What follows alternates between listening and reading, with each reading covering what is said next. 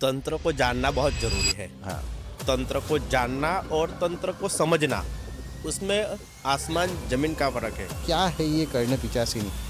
उस टाइम अगर वो सिद्धि प्राप्त होती है तो कर्ण पिशाचिनी प्रत्यक्ष होती है सामने, और सामने आकर वो 3 वर मांगती है। ये जो साधक है और अघोरी होते हैं उनके अंदर क्या डिफरेंस होता है? फिर अचानक से कोई एक लेडी मेरे सामने आके बैठ गई, एकदम सिंपल रूप में।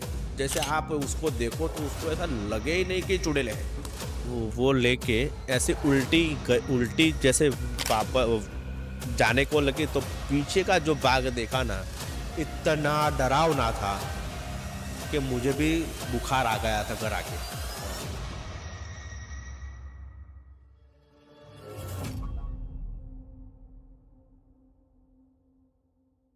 Hello everyone, welcome to my show podcast with Shiv. आज हम फिर से आपकी डिमांड पे बहुत सारे लोगों की कमेंट आई थी कि ये तंत्र विद्या पे आप एक नया एपिसोड लाइए। और हम तंत्र विद्या पे जो हमारा पुराना एपिसोड था उनके साथ जो हमारे गेस्ट थे गौरांग भाई काका, उनको यहाँ पे बुलाया है। वो एक एस्ट्रोलॉजर है और तांत्रिक भी है। अगर आपने हमारा पुराना वीडियो नहीं देखा है तो आप जाकर देखिए, उसके अंदर तंत्र विद्या के बारे में बहुत सारी बातें डिटेल में बताई है। मगर आज कुछ नई बातें होने वाली है। आज बात होगी कर्ण पिचासिनी की। आज बात होगी साधना की, कौन सी साधना होती है तंत्र विद्या में। आज बात होगी अघोर की, अघोरी जो होते हैं वो लोगों की ज़िंदगी कैसी होती है और उनके बहुत सारे एक्सपीरियंस है। तो उनकी सारी बातें आज यहाँ इस एपिसोड में होने वाली है। तो आप पूरा एपिसोड देखिए, और अगर आपने अभी तक हमारी चैनल को सब्सक्राइब नहीं किया है तो प्लीज़ हमारी चैनल को सब्सक्राइब कीजिए, क्योंकि ये सब बनाने में और ये सब करने में हमें बहुत ही ज़्यादा एफ़र्ट लगते हैं, बहुत ही ज़्यादा रिसोर्सेस लगते हैं। तो प्लीज़ हमें एप्रिशिएट कीजिए। आपकी लाइक और कमेंट हमें बहुत सारा एप्रिशिएशन देते हैं, तो प्लीज़ उसे करते रहिए। Thank you so much. और चलिए मिलते हैं हमारे गेस्ट मिस्टर गौरांग काका, जो एक एस्ट्रोलॉजर है। हेलो, कैसे हेलो, हो गौरांग कैसे भाई? हो आप? बस बस बढ़िया, आप माता बताइए। रानी की कृपा है, आप बताइए कैसा चल। फिर से हम लोग मिले हैं। पहले तो हमारा जो एपिसोड था वो बहुत सारे लोगों ने देखा है और बहुत सारे लोगों ने अप्रिशिएट किया है कि आपने अच्छा पॉडकास्ट बनाया है, क्योंकि उसमें हमने बात की थी तंत्र विद्या के बारे में बात की थी, मगर हमने अंधश्रद्धा नहीं फैलाई थी। हमने सिर्फ उसको नॉलेज किया था कि तंत्र विद्या क्या है, क्योंकि बहुत सारी ऐसी ऐसी शक्तियाँ होती है जिसके बारे में हमको पता नहीं होता है। मगर हमने उस एपिसोड में सारी चीज़ें बताने की कोशिश की थी। मगर बहुत सारे लोगों की कमेंट आई कि यार फिर से ऐसा एक एपिसोड बनाइए आप, और फिर से कुछ अलग करने की कोशिश कीजिए। तो आज आप यहाँ पे हो और हम कुछ अलग बात करने वाले हैं आज। तंत्र को जानना बहुत जरूरी है। हाँ। तंत्र को जानना और तंत्र को समझना, उसमें आसमान जमीन का फर्क है। ओके। हमने जो बात की थी पहले एपिसोड में, हम्म। वो सिर्फ तंत्र को जाना था। आज हम समझेंगे उसको, ओके। कैसे तंत्र काम करता है, कैसे उस पर विद्याएं काम हम्म। करती है। ये सारी चीजें है ना, वो समझने वाली है। जानकारी तो हमने उसी टाइम। हाँ, दे दी थी। हाँ, अभी हम समझेंगे ओके। कि क्या तंत्र क्या है। ओके। तो सबसे पहले बहुत सारे लोगों को ये जानना है कि जो बहुत सारे वायरल वीडियो है कर्ण पिचासिनी के, कि जो कान में कुछ ना कुछ ऐसा बताती है जिससे आपको पता चलता है कि क्या होने वाला है या क्या हो गया है। तो इसके बारे में बात करने वाले हैं। तो क्या है ये कर्ण पिचासिनी? कर्ण पिशाचिनी यक्षिणी है। यक्षिणी का नाम कर्ण पिशाचिनी है। ओके। कई तरह की यक्षिणियाँ होती है, उसमें से एक यक्षिणी का नाम है कर्ण पिशाचिनी। कर्ण पिशाचिनी की जो साधना है वो 21 दिन की होती है, 21 दिन की। बस 21 दिन की हाँ, सिर्फ? 21 दिन में, मगर वो साधना बहुत गुप्त तरीके से की जाती है, एक बंद कमरे में, नेकलेट अवस्था में, ओके। कपड़े नहीं होने बिना चाहिए। कपड़े के? और उसका जो मंत्र है वो 21 दिन तक लगातार रात के समय में उसका जाप करना है। उस टाइम अगर वो सिद्धि प्राप्त होती है तो कर्ण पिशाचिनी प्रत्यक्ष होती है सामने, और सामने आकर वो 3 वर मांगती है। हम्म। क्या तुम मुझे अपने पत्नी के स्वरूप में स्वीकार करते हो? क्या तुम मुझे अपनी बहन के रूप में स्वीकार करते हो? या फिर आप मुझे माँ के स्वरूप मानते हो? बहन, पत्नी और माँ, 3 स्वरूप में से किसी एक चॉइस करना पड़ता है। ओके। अगर आप होते हो तो कौन सा चॉइस करोगे?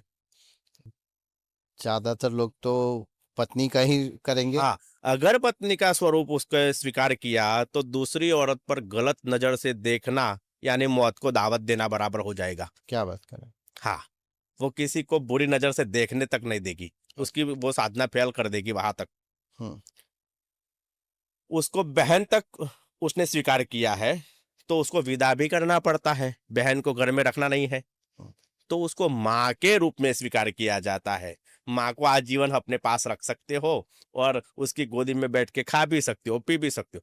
तो ये कई तरह की साधनाओं में ऐसे नियम लागू होते हैं, जिसमें कर्ण पिशाचिनी साधना में ये 3 नियम लागू होते हैं। उसके बाद कर्ण पिशाचिनी ऐसा जरूरी नहीं है कि वो अपने कर्ण के ऊपर बैठती है। हम्म। उसे कांडे पे बिठाया जाता है, उसको जांग में बिठाया जाता है, उसको हृदय में बिठाया जाता है, फिर लगातार लोग उसको ऐसे कुंडल के अंदर बैठाते हैं, कान के अंदर। तो जब भी, अगर ऐसा जरूरी नहीं है कि सारे क्वेश्चन का जवाब दे सकती है वो, हम्म। दिन में 3 बार उसको क्वेश्चन करने होते हैं, 3 ही बार। वो भी नियम होते हैं उसके साधना के अनुसार कि भाई 3 प्रश्न के जवाब मुझे दिन में, बहुत भारी भरकम जो है, जो हमें समझ में नहीं आता है, तो वो जानकारी चाहिए। तो 3 सवाल के जवाब वो सही तरह के देती है, बाकी के हमें अपने खुद ही जानकारी लेनी पड़ती है उसमें। ओके। तो ये एग्जैक्टली है क्या, यानी मैं इतना ज़्यादा तंत्र में बिलीव अभी तक नहीं करता था, कुछ एक्सपीरियंसेस हुए हैं मेरे, उसके बाद थोड़ा थोड़ा बिलीव करता हूँ। मगर ये सच में ऐसा होता है कर्ण पिशाचिनी, यानी क्या है ये, एनर्जी है क्या है? क्योंकि मैं ज़्यादातर अभी जो मेरे पॉडकास्ट चैनल पे रील वगैरह रखता हूँ, उसके अंदर मैं रखता हूँ कि यार जो भी है हमारे सनातन धर्म में, जो भी चीज़ है वो साइंस से कनेक्टेड है। तो ये कर्ण पिशाचिनी, ये भी कोई साइंस है, क्या है ये? ए- आध्यात्मिक दृष्टि से उसको देखा जाए तो वो साइंस नहीं है, ओके। वो एक विद्या है, महाविद्याओं में से मानी गई है। जैसे 10 महाविद्याओं में से एक काली, काली का स्वरूप कर्ण पिशाचिनी है। ओके। काली का ही अंश, जो मैंने कहा यक्षिणी है। तो एक देवी के पीछे 108 यक्षिणियां होती है। हम्म। जैसे काली में 108 यक्षिणी है, उसमें से एक अंश बाहर निकला, उसको कर्ण पिशाचिनी कहते। तो एक शक्ति है, देवी अद्भुत शक्ति है। वो कोई पहचान नहीं सकता है, जान नहीं सकता है, बस महसूस कर सकता है उसको।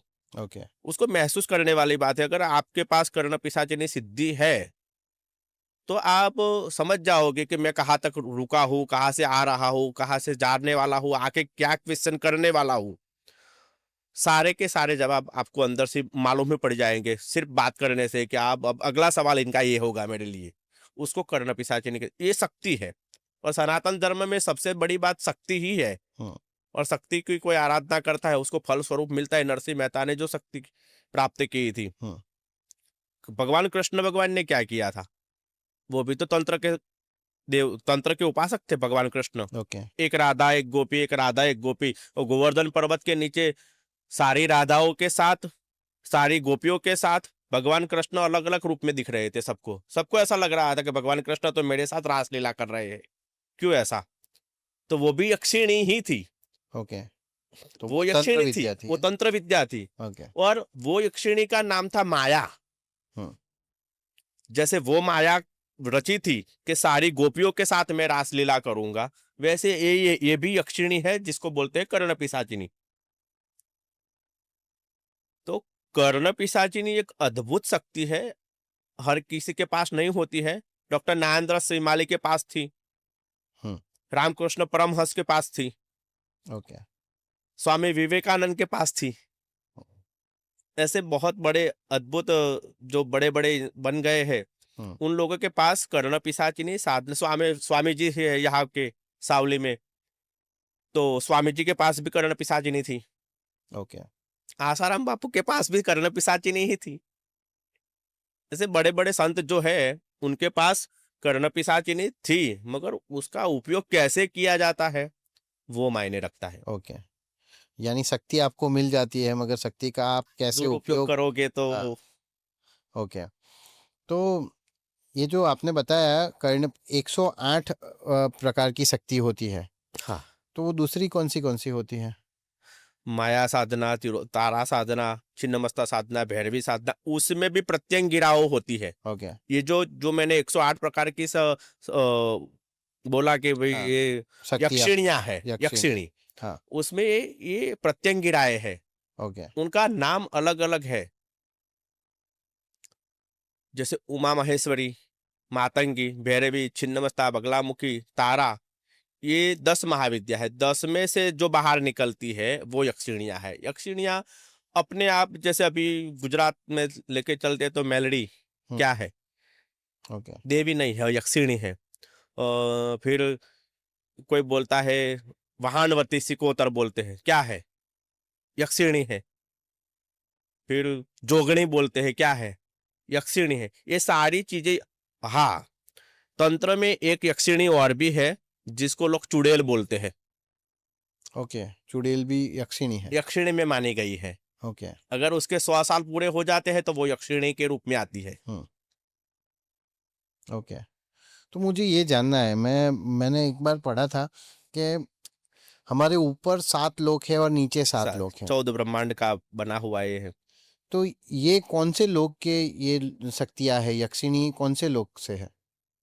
यक्षिणियाँ जो है ये हमारे यहाँ की ही है, ओके। ये ऊपर के लोग की नहीं है। देखिए, 7 ऊपर के रसातल, 7 नीचे के रसातल, 7 हाँ, दो 14 हो 14 गए। होते हैं, हाँ। तो 14 में से ये जो है नागलोक में भी आती है। ओके। नीचे हमारे पृथ्वी के नीचे का जो लोक है उसको नागलोक भी बोला गया है। तो नागलोक से भी आती है और ब्रह्मांड से भी आती है। ओके। यानी हर एक जगह से यक्षिणियाँ तो उत्पन्न होती है।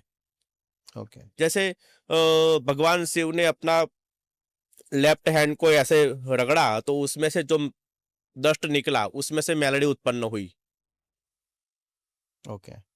तो यक्षिणियाँ उत्पन्न होती है, किसी उसका लोक, पर्टिकुलर कोई लोक नहीं है, हुँ, मगर फिर भी हम ऐसा कह सकते हैं कि वो ब्रह्मांड के अंदर ही रहती है। ओके।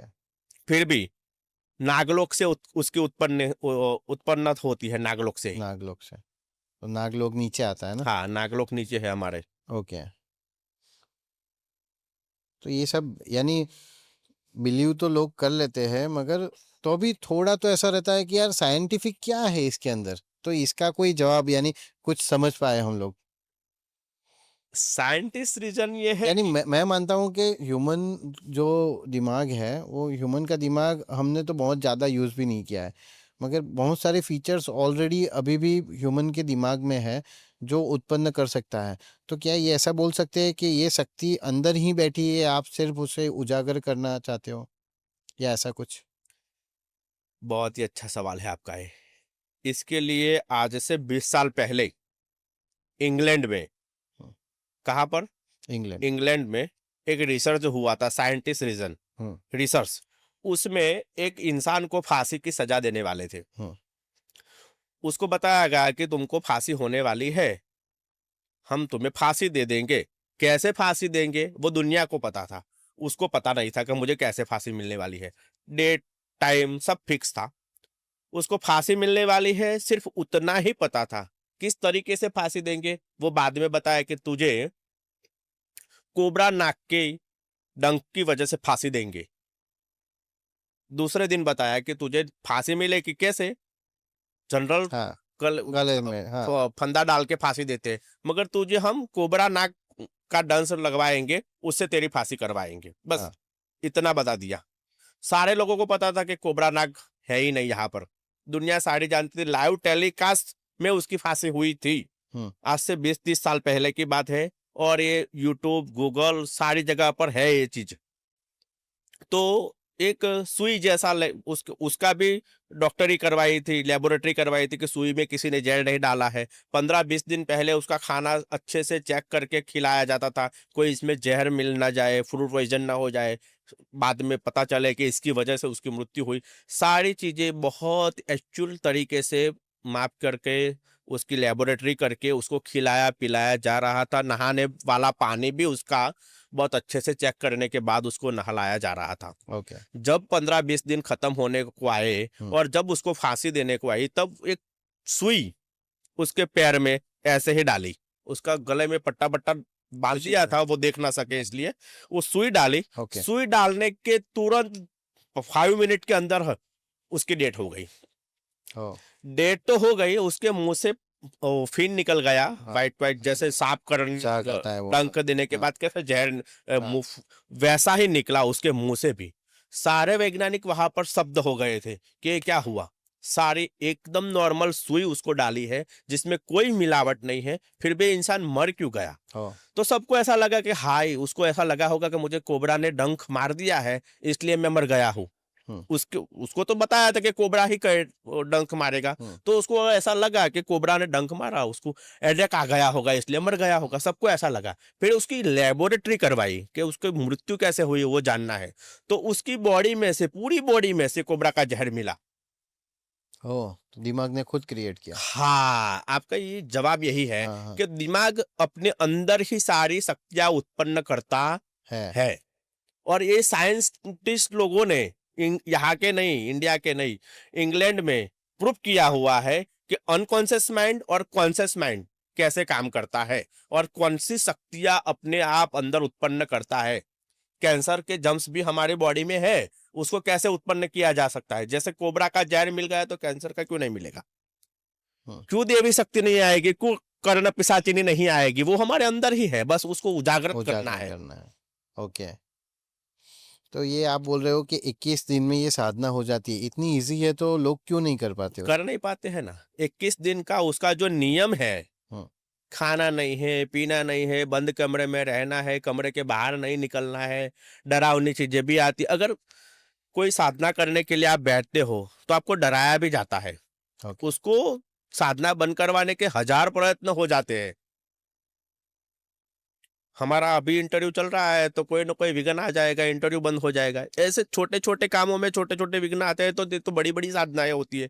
पिछली बार अपने इंटरव्यू में ऐसा हुआ था हाँ कि वो ड्रिल का आवाज आया था। हाँ दर्शकों को बताना चाहता हूँ, ये एक एक्सपीरियंस था। हम जहाँ पे इंटरव्यू करने बैठे थे उसके ऊपर जब हम बात शुरू करते थे एक ड्रिल का आवाज आता था। मैंने ऊपर 2 माले पे चेक किया, नीचे 2 माले पे चेक किया, मगर कहीं पे भी कोई ड्रिलिंग नहीं हो रही थी। मगर जैसे ही मैं आके कुर्सी पे बैठता था फिर से ड्रिल का आवाज आता था। और वो आज भी हुआ। आज जैसे ही गौरांग भाई स्टूडियो में आए, हम शुरू करने वाले थे और ड्रिल का आवाज आया। तो ये कोइंसिडेंस नहीं हो सकता हाँ, है। कोई ना कोई विघ्न हमारे काम में आता है। ओके। तो यही चीज है कि अगर सब लोगों को प्रॉपर मंत्र भी जानना जरूरी होता है। ओके। आजकल के यूट्यूब पे कर्ण पिशाचिनी के मंत्र डाल देते हैं, तो ऐसे मंत्र नहीं होते। गुरुमुख साधना करनी होती है, गुरु के सामने बैठ के, गुरु की आज्ञा लेके, गुरु से दीक्षा लेके, उसके बाद अगर वो साधना की जाए कर्ण पिशाचिनी, तो प्रत्यक्षीकरण होता है। ओके। तो इतनी साधना करनी पड़ती है, उस क्या क्या नियम क्या होते हैं उसके अंदर? पहला नियम, बाल नहीं कटवाने हैं। हाँ। दूसरा नियम, जमीन पे सोना है। तीसरा नियम, खाना पीना नहीं है। चौथा नियम, रात्रिकालीन 12 बजे के बाद ही वो मंत्र जाप करने हैं। और चौथा नियम, बिना कपड़े करना है। ओके। एक बार 21 दिन के लिए एक रूम में 21 ही दिन रहना तक एक ही रूम के अंदर रहना है और रूम से बाहर निकलना भी नहीं है, पब्लिक को दिखना भी नहीं है, और बिना देख किसी को देखे 21 दिन इसी गुफा के अंदर वो साधना जब तक क्लियर नहीं होती है, जब तक कर्ण पिशाचिनी प्रत्यक्षीकरण नहीं होता है, तब तक के लिए वहां से बाहर निकलना नहीं है। है। ओके। आपने की है ये साधना? मैंने ट्राई किया था हाँ। मगर हो नहीं पाई पूरी तरह से। ओके।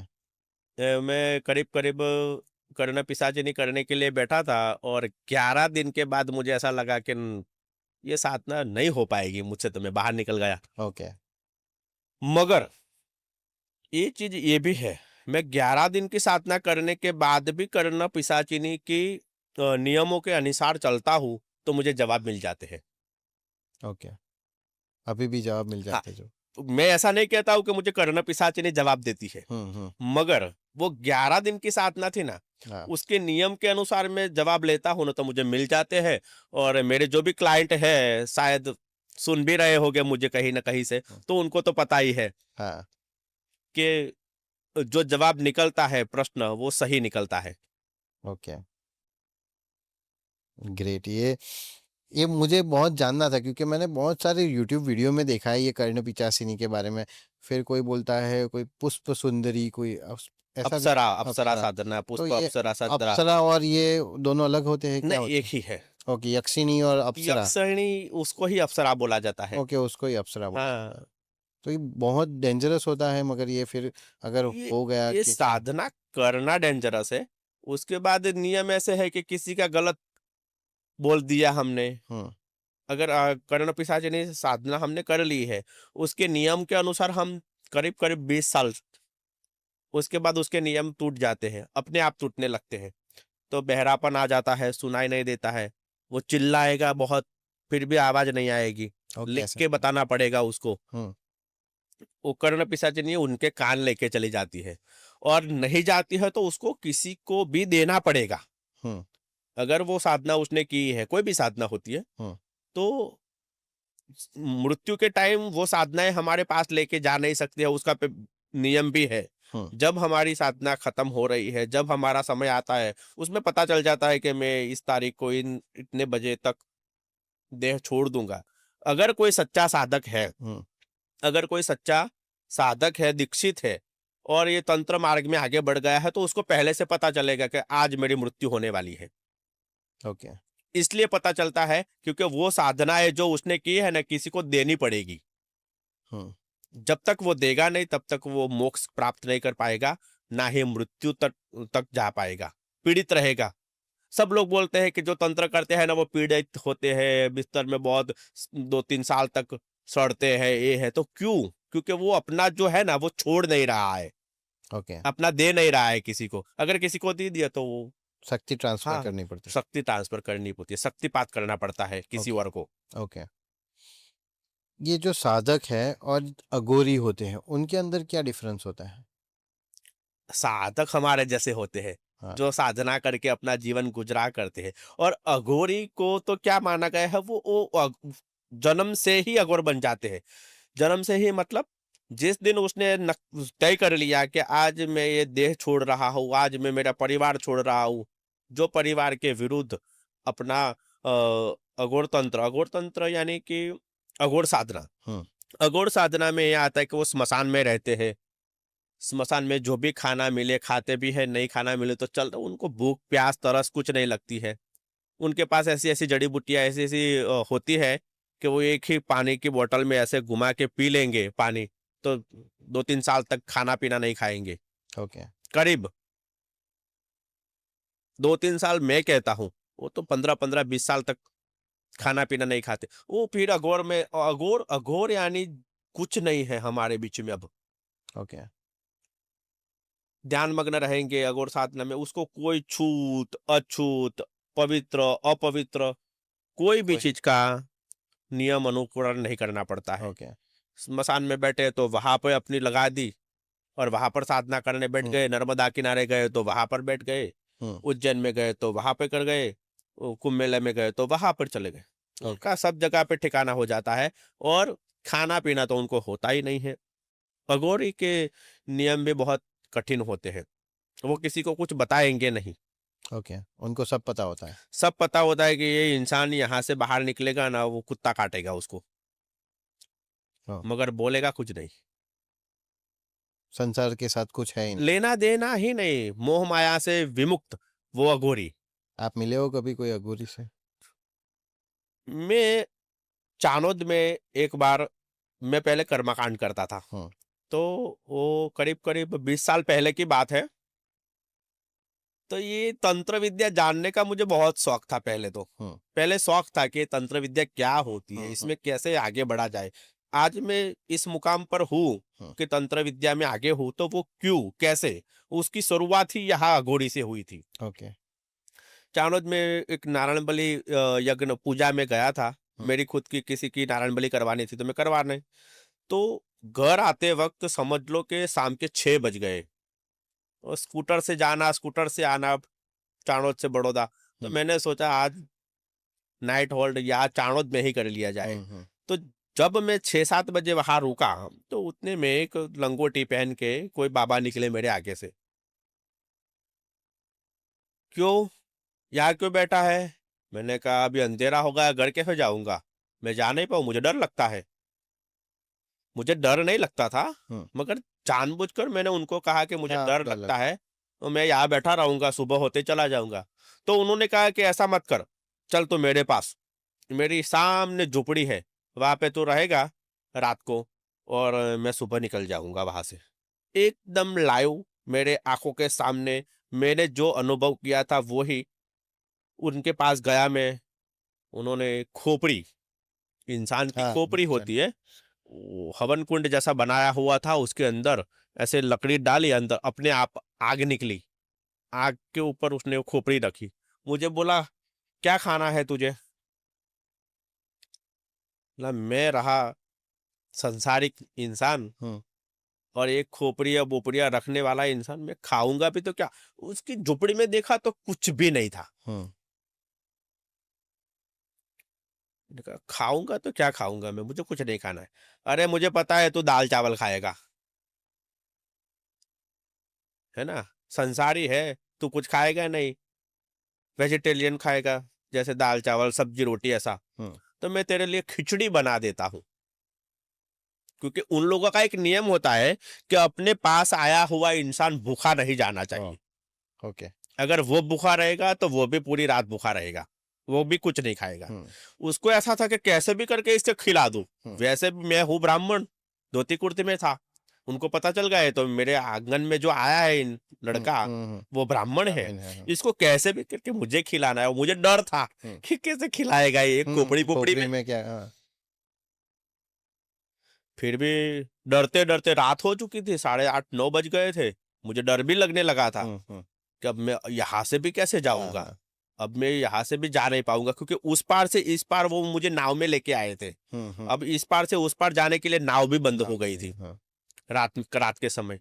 अब मुझे लगा कि जो भी होगा यहाँ पे ही हाँ, बैठना पड़ेगा।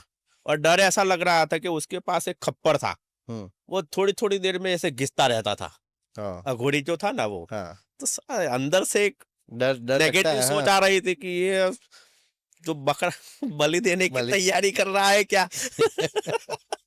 होता तो है। डर के मारे मैं कुछ बोला नहीं, फिर भी ऐसा बोल दिया हिम्मत करके, अब जो खिलाओगे मैं खा लूंगा। हुँ, हुँ, उस साल में 22-23 साल का था, हुँ। तो डर तो बच्चे की तरह ही हाँ, डर होता है। लगता है। तो खोपड़ी ही रखी थी उसने, मेरे सामने ही खोपड़ी, आग जल रही थी, खोपड़ी खाली खोपड़ी रखी थी, खोपड़ी में ऐसे लकड़ी डाल के खिचड़ी निकाली उसने। साला मैंने कहा ये आई कहाँ से? नहीं दाल चावल डाले, नहीं पानी डाला, कुछ भी नहीं, तो इसमें से निकला कैसे? पूरा ऐसे उल्टा करके मुझे वो जो पत्ता आता है उसे हाँ। पत्ते के ऊपर डाल दिया। मैंने कहा खा ले। थोड़ा चिढ़ भी हो रही थी, क्या करूँ क्या करूँ? हुँ, हुँ। फिर भी सोचा नहीं खाऊंगा तो हाँ, बुरा लग प्रॉब्लम ही हो जाएगा। जाएगी, हाँ, हाँ। जैसा भी है खाना तो पड़ेगा। हुँ, हुँ। एक निवाला जैसे ही खाया, जैसे जन्नत जैसा खाना, ओह! अमृत, शुद्ध देसी घी का बना हुआ, जैसे हमारे घर पे बनाते हैं, हुँ, बस पूरा खा लिया मैंने। मुझे ऐसा लगा कि इतना अच्छा खाना हुँ। लाइफ में नहीं खाया। ओके। आगे मैं बताऊंगा क्या हुआ, हुँ, मगर खाना खा लिया। खाना खाने के बाद अच्छा लगा, डर रहा था मैं थोड़ा मांस मस खिलाऊंगा तुझे, पता है शुद्ध शाकाहारी है। हुँ, खा लिया पी लिया। एक पपीते में वो बढ़िया आता है ना जिसको हुँ, हुँ, बोलते हैं, हुँ, हुँ। बाउल में बाउल, हाँ। कुछ नहीं था, फिर भी ऐसा करके दूध डाला उसमें, हुँ, उंगलियों से, कि जा बाहर एक नाग राजा खड़े हैं, उनको दे के आ। अब वहां पर मेरी फटने लगी। हाँ। यार, यहाँ से डर रहा था तो वहां भेज रहे हैं नाग के पास, कैसे जाऊंगा मैं? मैंने कहा आप रख, अरे जा बोलता हूँ ना मैं, हुँ, जा, हर रोज आते हैं पीने के लिए नाग राजा वहां पे। हुँ, डरता डरता मैं वहां गया, जैसे ही मैंने ऐसे रखा बाहर, वैसे ही तुरंत नाग ने वो दूध पी लिया। हुँ, सब लोग बोलते हैं नाग दूध नहीं पीते हैं, आज वैज्ञान भी बोलता है कि नाग दूध नहीं पीते हैं, हुँ। मगर मैंने देखा था कि नाग ने वो दूध पिया था। पिया था। क्या है क्या नहीं मुझे पता नहीं। मैं वापस अंदर आ गया। अब उनका जो खाना था ना, वो ही खोपड़ी में से उन्होंने निकाला मेरे सामने, जैसे मांस मांस खाते हैं वो लोग हुँ। कभी कभी। तो मैंने वो देखा कि एक खोपड़ी में से मेरा भी खाना निकला, उसी खोपड़ी में से नाग वाले का दूध भी निकला, उसी खोपड़ी में से उन्होंने अपना वो मांस-वास खाया। ओह! फिर मुझे कहा कि आप सो जाओ। हुँ, मुझे नींद नहीं आ रही थी। मैं ऐसे ही पड़ा रहा। फिर थोड़ी आज रात को करीब-करीब 2-3 बज गए होंगे। "अरे सो जा, अभी भगवान आने वाले हैं यहाँ पर, तू देखेगा तो डर जाएगा।" ओह! मैं सोया, जैसे-तैसे करके सोया, नींद आ गई मुझे। सुबह जब मैं उठा तो उस किनारे था। यहाँ सोए थे उस किनारे में। हाँ, ना वो झोपड़ी थी, ना वो बाबा था, कुछ कोई नहीं। ओह! ये शक्ति ही एक। ये मैंने देखा था और ये गलत नहीं है क्योंकि मैं जाग रहा था। हुँ, मैं सोया यहाँ इस किनारे पे, खाना-वाना खा के और जब उठा तो उसी किनारे पे था सामने वाले। ओह! फिर मुझे लगा कि नहीं कुछ तो गड़बड़ है, मैं वहाँ पे जाके आऊँ। हुँ, मैं उस वहाँ से जैसे ही नींद खुली, चाय-पानी करके दोस्त लोग को 1-2 दोस्त को बुलाया कि आओ ना सामने किनारे जाना है करके। फिर भी डर का माहौल था मेरे अंदर कुछ न कुछ। मैं गया, झोपड़ी वहाँ थी, कुंड-वुंड सब वहाँ था, मगर वो जो इंसान रात को मुझे खिला रहा था, वो नहीं था। ओह! उसको मैंने बहुत बार ढूँढा, मिला नहीं अभी तक। हुँ, हुँ। वो कहते हैं ना कुंभ मेले में बहुत सारे अघोरी आते हैं, पानी में जाते हैं फिर गायब। उन्होंने बहुत कुछ बोला था रात को मेरे को कि भाई तू ये करेगा, तू इस तंत्र विद्या में आगे जाएगा, तू अच्छा ज्योतिषी बनेगा, तेरा नाम बहुत अच्छा होगा, सब कुछ बोल दिया था रात को ही। ओके। मगर सुबह में जब मैं उनको मुझे लगा कि अब सही अवस्था है मेरी, हुँ, डर नहीं है, दिन हो चुका है, दर्शन करके आऊँ, नहीं मिले वो मुझे। ओह! ये अघोरी जो आपने कहा कि अघोरी कैसे होते हैं, तो हुँ, ऐसे अघोरी होते हैं, ओके, जो एक ही बार दिखते हैं सच्चे अघोरी, बाद में कहीं उनका पता नहीं पता होता नहीं है। है। वो हमारे गुजरात में तो गिरनार में बहुत सारा ये सब होता है अघोरी। गिरनार में होता है, कुंभ मेले में होता है। हुँ, हुँ, जैसे ये है ना उज्जैन में होते हैं, उज्जैन में। बम बम अघोरी बाबा है उज्जैन में, उनको मिला हूँ मैं। ओके, वो भी ऐसे है, वो तो भस्म आरती जो होती है उज्जैन की, हुँ, वो अघोरी बाबा ही लेके आते हैं भस्म वहां से। अभी ही शायद उनका देहांत हो गया, हम्म। थोड़े दिन पहले। हाँ हाँ हाँ हाँ। बम उस बम। टाइम पे मैं उज्जैन में ही था। अभी पिछले या उससे पिछले संडे ऐसा ही हुआ। हाँ हाँ, अभी अभी मेरा अभी भी। 15 दिन पहले ही हुआ हाँ हाँ। और उस टाइम पे मैं वहाँ पे ही था। बम बम अघोरी बाबा हाँ, जो भस्म आरती होती बस है, वो मार भस्म वो छीन के लाते हैं हाँ, चारों। वो अघोरी को ही भगवान शिव ने हक दिया है ओके। भस्म को तैयार करने का। हुँ, हुँ, वो अपने हिसाब से वो भस्म तैयार करते हैं, चीता की भस्म गरम-गरम भस्म लेके आते हैं। वो भस्म तैयार करके वो ही भगवान को भस्म आरती में चलती है। तो ये यहाँ से ही बात मुझे मिली कि अघोरी का और श्मशान का क्या रिश्ता है? ये श्मशान में ही क्यों होते हैं? स्मशाने स्वाकीड़ा स्मरहर पिशाचा सहचरा। महिम्न में भगवान शिव का स्तोत्र है महिम्न में। हाँ, उसमें लिखा है कि अघोरियों का वासी स्मशान का घर है। स्मशान उनका घर ही वहाँ है। ओके, क्या लेना देना उस हमारा हमारे घर से क्या लेना देना है? हम कहाँ मिलेंगे तो हमारे घर में। घर में हाँ, वैसे उनका घर ही स्मशान है क्योंकि वो एक ही पंथ को मानते हैं, शिव पंथ। हुँ, अघोरियों का कोई दूसरा देवता होता नहीं है। हुँ, जैसे माता को मानने वाले अघोरी नहीं कहलाते। हुँ, उस उनका रूप में चला जाता है अघड़। अघोरी और अघड़ ओके, ये 2 अलग दो हो गए। अलग। अघड़ जो लोग होते हैं वो शक्ति को मानते हैं हुँ, और अघोरी जो लोग होते हैं वो शिव को मानते हैं। ओके, तो शिव जहां मिलते हैं वहां वो रहेंगे। जैसे शिव का स्थान ही स्मशान है, भूतों के साथ रहना, भूतों के साथ खाना पीना है। तो कनेक्शन उनका जो है, आपने कहा कि स्मशान के साथ क्या कनेक्शन, हुँ, तो स्मशान के साथ का कनेक्शन शिव बाबा भगवान भोलेनाथ वहां पर ही मिलते हैं, इसलिए वो लोग वहां पर ही रहते हैं। ओके। मैंने एक बुक पढ़ी थी, अपने गुजराती में है, अघोर नगारा वागे। अघोर नगारा आगे मैंने भी 3 पढ़ी है। 3 या 4 उसके आवरण हैं। उसमें हिमालय के बहुत सारे ऋषियों के बारे में बताया है, अघोरियों के बारे में बताया है कि 300-400 साल से वहाँ पे है और बहुत सारे 300 प्रयोग। 400 साल से नहीं, 10-10 हजार साल से। हाँ, तो ये क्या करते हैं वहां पे? यानी 10,000 साल आदमी क्या करेगा? क्या साधना। क्या मिलता है उससे, साधना से?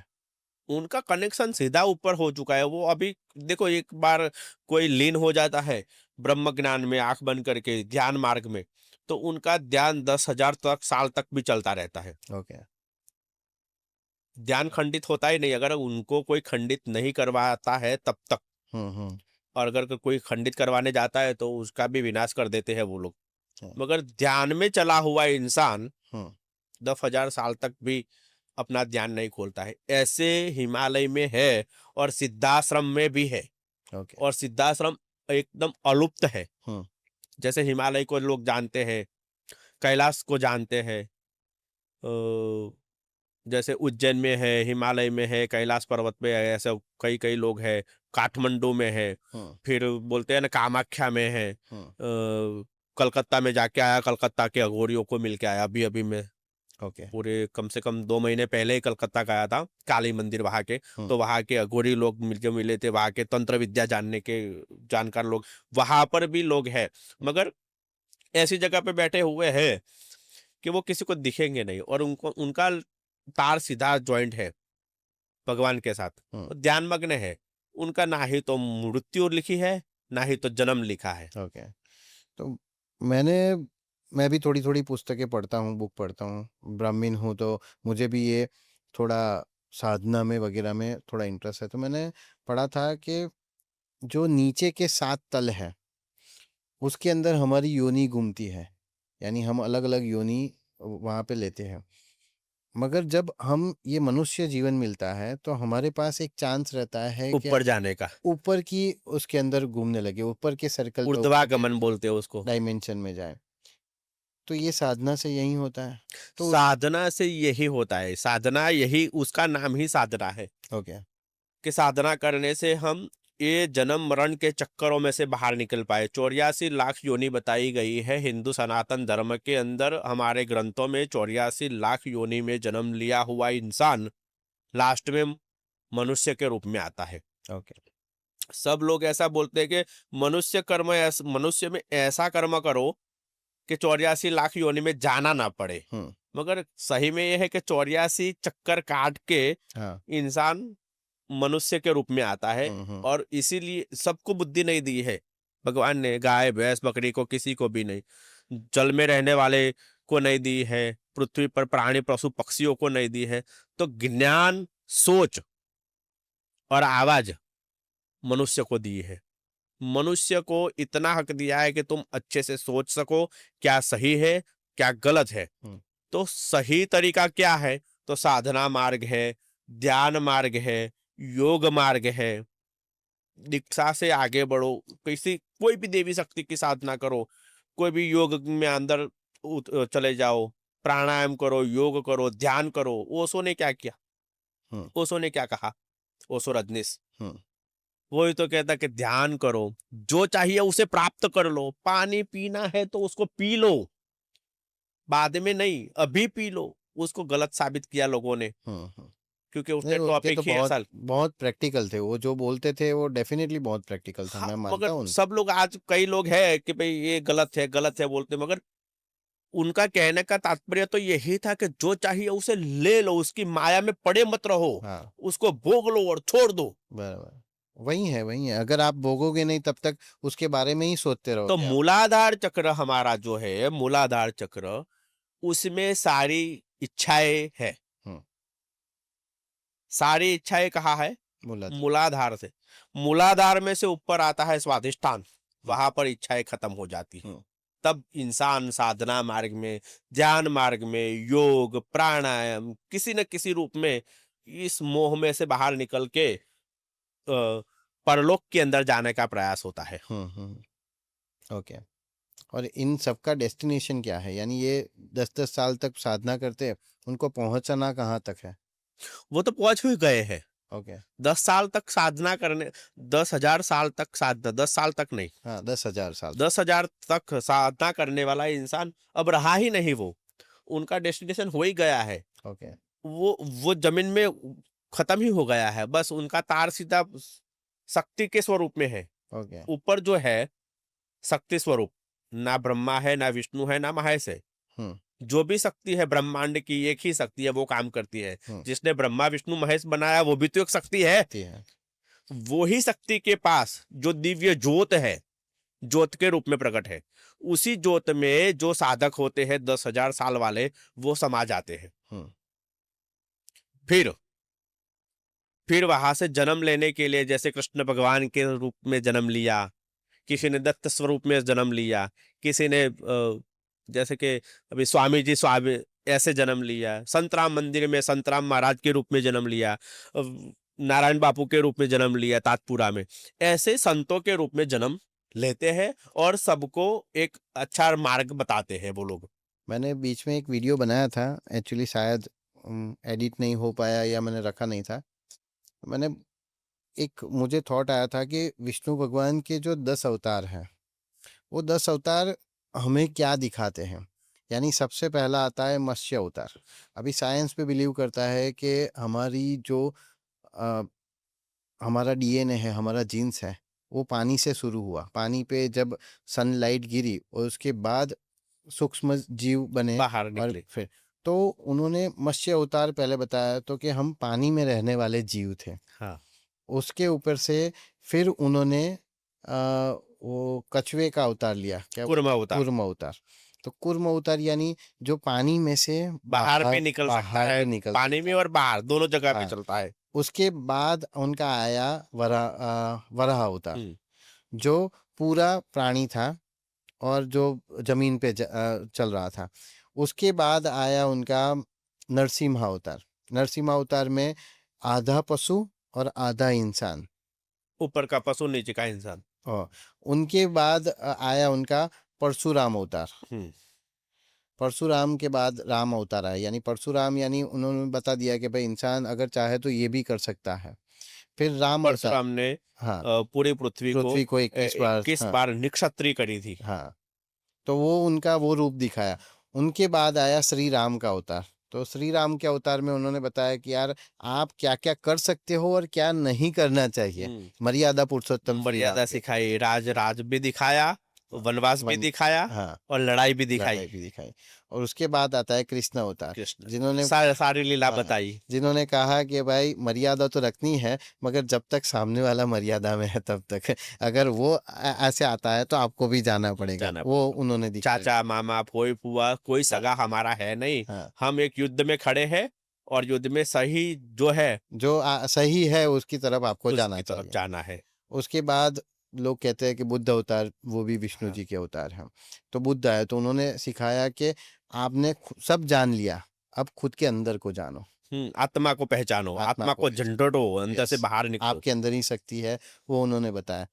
और अभी उसके बाद आएगा कल की अवतार। कल की अवतार। वो कल की अवतार मुझे लगता है कि जो हम लोग ये गैजेट यूज करते हैं, मैं तो ऐसा ही बोलता हूँ कि ये मोबाइल है वही कल कल की की अवतार अवतार ही है। है। एक आंख तो हमारे मोबाइल में भी एक आंख रहती है, वही कल की अवतार है। तो ये सारे रूप हैं जो हमारे सनातन धर्म में है। वो सिर्फ दिखाया है कि हम इंसान कहाँ से पैदा हुए हैं और हमारी जो चक्र है वो कैसा है, वही दिखाया गया है, वही दर्शाया गया है। इसलिए मैंने बोला कि मैं जो भी बनाता हूँ वो थोड़ा साइंटिफिक तरीके से लोगों को समझाना चाहता हूँ कि सनातन सिर्फ अंधश्रद्धा नहीं है, वो बहुत बड़ा गहरा एक नॉलेज है जो आपको लेना चाहिए। सनातन में इतने सारे ग्रंथ रह चुके हैं हाँ। जो जला दिए गए, हाँ। जो जला दिए गए थे। नहीं तो ये ग्रंथ हमारे पास होते तो आज हमारा इंडिया वर्ल्ड में फर्स्ट नंबर पे होता। हाँ। आयुर्वेदिक, चरक संहिता, हाँ। कामसूत्र, हाँ। भृगु संहिता, सारे ऐसे ऐसे ग्रंथ हैं जो सही में नहीं है, जला दिए थे। बस हमारे ऋषि मुनियों ने जो बातें कही थी, हमारे पंडितों है आज काशी में पंडितों, उनको पता है कि उसी हिसाब से ग्रंथ नए बनाए हैं, हाँ। मगर प्रॉपर ग्रंथ जल चुके थे। जल चुके हैं, या जल चुके हैं, या बाहर की कंट्री वाले ले गए और उसे मॉडिफाइड करके ले गए अगर वो फिर से दे रहे हाँ हाँ, बस हैं। किसी ने किसी हिसाब से अगर देखा जाए तो पुष्पक विमान पहले भी था। हाँ। हाँ। ये मैंने अभी बीच में एक जगह पे पढ़ा था कि जो गुरुत्वाकर्षण, पृथ्वी गुरुत्वा का जो गुरुत्वाकर्षण मैग्नेटिक फील्ड है, तो हम सब अगर किसी को भी बच्चे को पूछ लो तो क्या बोलेगा कि भाई न्यूटन ने बताया कि भाई गुरुत्वाकर्षण होता है, कि एप्पल गिरा और उसने बता दिया। मगर न्यूटन जब पैदा नहीं हुआ था, उसके 500 साल पहले, कौन सा शास्त्र था मैं भूल रहा हूँ, उसमें उसका उल्लेख ऑलरेडी है। तो मुझे कभी कभी ऐसा होता है कि यार हिंदुस्तान में, चलो आप दुनिया के साथ रहो, ये सारी बातें आप पढ़ाओ कि भाई दुनिया में क्या चल रहा है, दुनिया क्या बिलीव करती है, मगर उसके अंदर ब्रैकेट में लिखो कि भाई हमारे हिंदुस्तान में इसे बहुत पहले खोजा गया है। हमारे जो भृगु ऋषि थे, हाँ। भृगु ऋषि यानी जो भृगु संहिता जिन्होंने रची, हाँ, भृगु ज्योतिष शास्त्र, संहिता यानी ज्योतिष, ज्योतिष शास्त्र। तो उनका जो ग्रंथ है भृगु संहिता मेरे पास भी है, हम्म। ओरिजिनल नहीं है मगर उसकी कॉपी। हाँ। तो उसमें दुनिया में जितने भी इंसान जन्म लेते हैं ना, उसकी कुंडली है। हम्म। लाखों करोड़ों लोग जन्म लेते हैं ना, उन सारे के सारे लोगों की कुंडली भी है, जन्मने वाले हैं उनकी भी कुंडली भृगु संहिता में सब है। कॉम्बिनेशन उसके अंदर हाँ, है, बराबर। तो भृगु ऋषि पहले से ये ग्रंथ बना के गए हैं। हम्म। उसके बाद अभी मैंने पढ़ा था कहीं कि कीरो हम्म। इंग्लैंड का ज्योतिषी बन चुका है। हम्म। इंग्लैंड में एक ज्योतिषी था, उनका नाम था कीरो। तो हम्म। कीरो की अभी ज्योतिष पीढ़ी आप लोगों को यूज कर रहे हैं कि कीरो इंग्लैंड में बहुत अच्छा अरे कीरो ने नहीं, कीरो ने भी भृगु संहिता लोग से सही ही सही से। वो मार्गदर्शन लिया है और उन्होंने अपना ग्रंथ बना लिया। हम्म। तो हमारे ऋषि मुनि जो थे वो बहुत सालों से ये हाँ, हमें दे के गए हैं, बस हमने संभाला नहीं अच्छे से। संभाला नहीं, हम बिलीव नहीं करते। हाँ, शायद हम ज़्यादा सोचने की कोशिश करते हैं, मगर हम उस चीज़ को बिलीव नहीं कर पाते। मेन ऐसा है कि हमारे आज के जनरेशन के भी लोग इतना ज़्यादा ये सब चीज़ को बिलीव नहीं करते, और इसीलिए मैं अपनी चैनल पे ऐसे ही कंटेंट बनाता हूँ कि जिससे जो अभी की यंगस्टर हैं उनको पता चले यार कि ये बहुत महान हमारा सनातन धर्म है। अगर इसे आप समझ के फॉलो करोगे तो ये आपको बहुत ज़बरदस्त तरीके का ज्ञान देगा। अभी अभी अभी की बात है, मैं कोलकाता गया हुआ था। हम्म। वहां पर स्पा चल रहा था हम्म। किसी का बगल में। तो मैंने पूछा स्पा में क्या करवाते हैं? तो बस अच्छे से मालिश वालिश करते हैं, अच्छे से नींद आ जाती है। हम्म। मैंने कहा ऐसा क्या? तो क्या, हाँ आपको देखना है, हम्म। आपको करवाना है? मैं करवाना नहीं है, मुझे तो सिर्फ देखना है कि नींद कैसे आ जाती है उसको। तो मुझे जो क्लाइंट ने बुलाया था वो स्पा करवा रहे थे, मैं ऐसे देख रहा था कि हल्का लाइट म्यूजिक चल रहा था और कोई ऐसे फल के हाथों से उनको मालिश कर रहा था। वो सो गए आधे घंटे 1 घंटा। फिर बोला कहा अच्छे से नींद आ गई। मैंने कहा ये काम तो मैं हर रोज सुबह करता हूँ, हम्म। टेरेस पे चला जाता हूँ, आंख बंद करके ऐसे सूर्य के किरणें मंद मंद मेरे ऊपर पड़ते हैं, और इसको बोलते हैं हम योग निंद्रा। योग निंद्रा। मैं योग निंद्रा में जाता हूँ, आप लोग स्पा में जाता हो। रीजन तो यही रहा ना। हाँ, आप पैसे खरीदते हो, हम फ्री में करते तो हैं। योग निंद्रा हमें सिखाई हमारे ऋषि मुनियों ने, हाँ। उनका उन लोगों ने अपडेट वर्जन दे दिया हाँ। स्पा। हाँ, लाइट म्यूजिक बजाते हैं और ये माइंड को शांत कर देते हैं, काम कर देते हैं। रिलैक्स करते थे, हाँ। माइंड बॉडी को रिलैक्स करने का जो है हम्म। तरीका, हम्म। वो हम अपने आप करते हैं। मगर वो लोग लाइट म्यूजिक बन के आंख बंद रखो, आपको हिलना नहीं है, हम्म। फिर हाँ, धीरे धीरे धीरे मस्त। धीरे वो कंट्रोल करते हैं अपनी बॉडी। हमारी बॉडी को कंट्रोल कौन करता है? वो लाइट म्यूजिक हाँ। और वो स्पा करने वाला इंसान। हम्म। अरे ये हमारे अंदर ही है, तो हम अंदर ही। क्यों नहीं कर सकते हैं योग निंद्रा, जिसको योग निंद्रा हाँ, बोलते हैं हम। बहुत सारी बातें इस पे हो गई। हम अब जानना चाहते हैं कि आजकल ये तंत्र विद्या पे कैसे कैसे लोग आते हैं, कैसे सवाल आते हैं, कैसे आपके पास लोग आते हैं प्रॉब्लम लेके उनकी।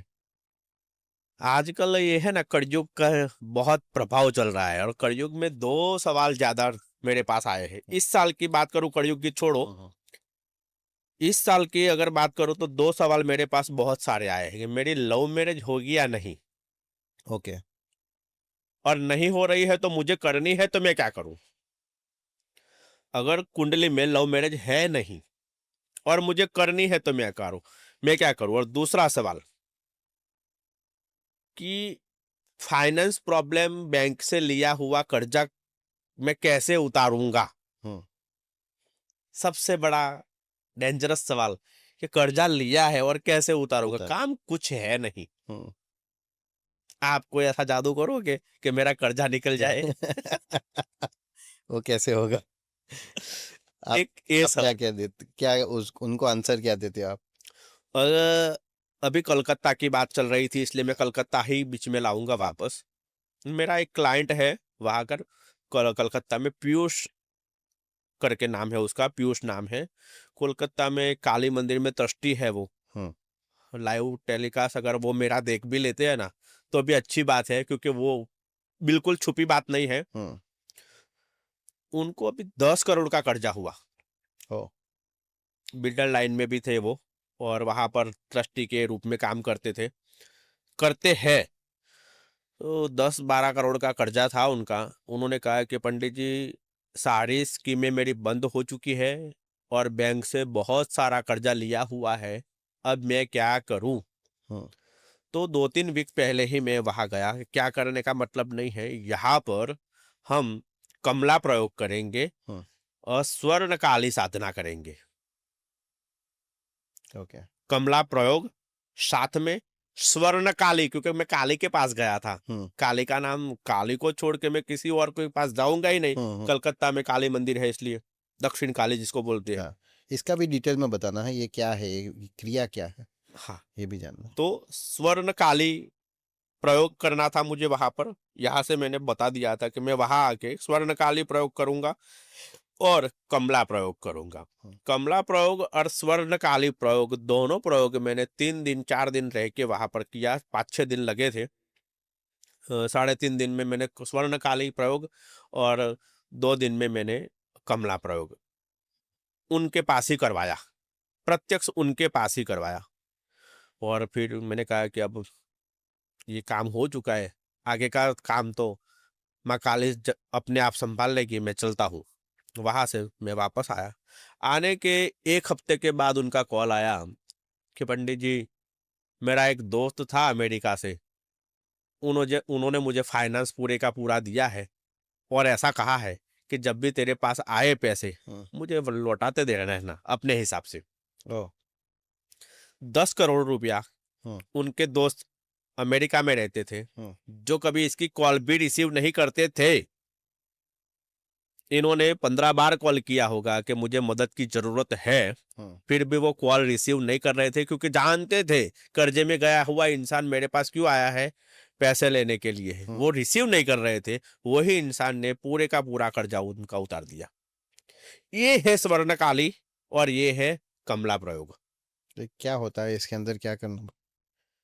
कमला प्रयोग में लक्ष्मी की साधना की जाती है।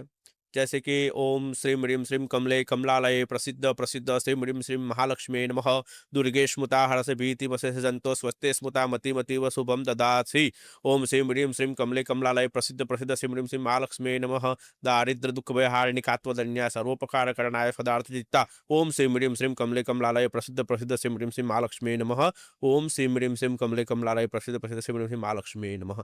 इस मंत्र का संपुट, यानी ये कमला प्रयोग हो गया, कमल प्रयोग मान लो। हम्म, इससे कमल का होम किया था। ओके। पूरे बहुत बड़ा लंबा स्तोत्र है। और ये कमला प्रयोग करने के बाद कमल के होम किया, कमल का होम किया, ये कमला प्रयोग हुआ। स्वर्णकाली एक गुप्त साधना है। हम्म, गुप्त साधना में स्वर्ण काले का यंत्र चाहिए, और दक्षिण काली का ओम क्रीम क्रीम क्रीम करके मंत्र आता है। उस मंत्र का जाप 21,000 बार करना होता है। और कमल गट्ठे की, कमल गट्ठा जो होता है उसकी आहुति देनी पड़ती है उसमें, स्वर्ण काली में। हम्म। और सुवर्ण की भी आहुति देनी पड़ती है ओके। स्वर्ण काली में। सुवर्ण यानी गोल्ड, सुवर्ण यानी सोना। सोना। यानी करीब करीब कर्जे में रहते हुए भी वो इंसान ने कम से कम 2 तोला जितना सोना हवन में ओ। डाल दिया था। यानी समझ लो 2 लाख का। हम्म, आज की अभी 20 दिन पहले की बात है। 2 लाख रुपए का सोना आहुति में डाला हुआ था, मगर फलस्वरूप मैंने अभी बताया वैसा ओके। ये होता है ऐसा इससे? हुआ है। क्या बात कर? 2 हफ्ते 3 हफ्ते पहले की ही बात हाँ, है। हाँ, हाँ, ओके। मगर अगर इंसान कर्जे में है तो इतना खर्चा करेगा कैसे? ये इनकी बात नहीं करता हूँ मैं, किसी और की, अगर किसी और को करवाना है तो। अगर वो सुवर्ण का आहुति नहीं डाल सकता है, हम्म, तो पीली हल्दर का भी चलता है। ओके। यानी पीली चीजें की आहुति चाहिए। पहले स्वरूप में आता है सुवर्ण, हम्म, दूसरी चीज में आता है हल्दी पाउडर, राई, पीली राई जिसको सरसों बोलते हैं। हम्म, वो जो चीजें पीली होती है उसकी आहुति डालनी पड़ती है उसमें। हम्म, सरसों का तेल, गाय का शुद्ध घी, ओके। वो भी पीला होता है। तो ये सारी चीजें वैसे आहुति में डालते हैं, जिसकी जैसी भावना, जिसकी जैसी श्रद्धा। अगर कर्जे में था तो पैसे के कर्जे में था वो, हम्म, उसके पास थोड़ा बहुत गोल्ड तो पड़ा था। हम्म, मैंने कहा, पूछा था उनको कि है, कि वो भी आपने बेच डाला? हम्म, तो कि 2 अंगूठी है, क्या करूं? मैंने कहा, 2 अंगूठी आप डाल सकते हो। कि अभी माता रानी अगर देगी तो सही, नहीं देगी तो ये भी लेके जाएगी। हम्म, हम्म, उन्होंने 2 अंगूठी निकाली, उसका पानी हमने बनवाया सुनार के पास जाके, हम्म, और वो पानी हमने डाला। ओके। मैंने कहा, सोच लो अभी भी, हाँ, ये भी चला जाएगा। हम्म, तो कि नहीं नहीं, अब जाना है तो चाहे कोई बात नहीं, इतना गया है, आप आए हो, अगर कुछ अच्छा होता है तो ठीक है, अच्छा नहीं होता है तो मेरा भाग्य, मेरा किस्मत, जो लिखा है वो। ओके। और उनका मगर अच्छा हुआ। श्रद्धा विहीन और पशु श्रद्धा के समान कुछ नहीं है। यहाँ पर भी श्रद्धा काम कर रही है। हम्म, उनकी श्रद्धा थी कि नहीं, पंडित जी बोल रहे हैं सोने की आहुति डालनी है, सोने के पानी की, तो मैं डालता हूँ, मेरे पास 2 अंगूठी तो है। हम्म। पहले भी ये होता था ना, हमने सुना है बहुत सारे राजा अश्वमेध यज्ञ करवाते थे, तो उनका फल भी मिलता था उनको। मिलता था ना। राम राज्य की स्थापना राम ने अश्वमेध यज्ञ से की थी। ओके। अश्व को दौड़ाया, फिर लव कुश ने पकड़ा, वो बात तो सब लोग जानते ही हैं। हाँ, हाँ, ओके।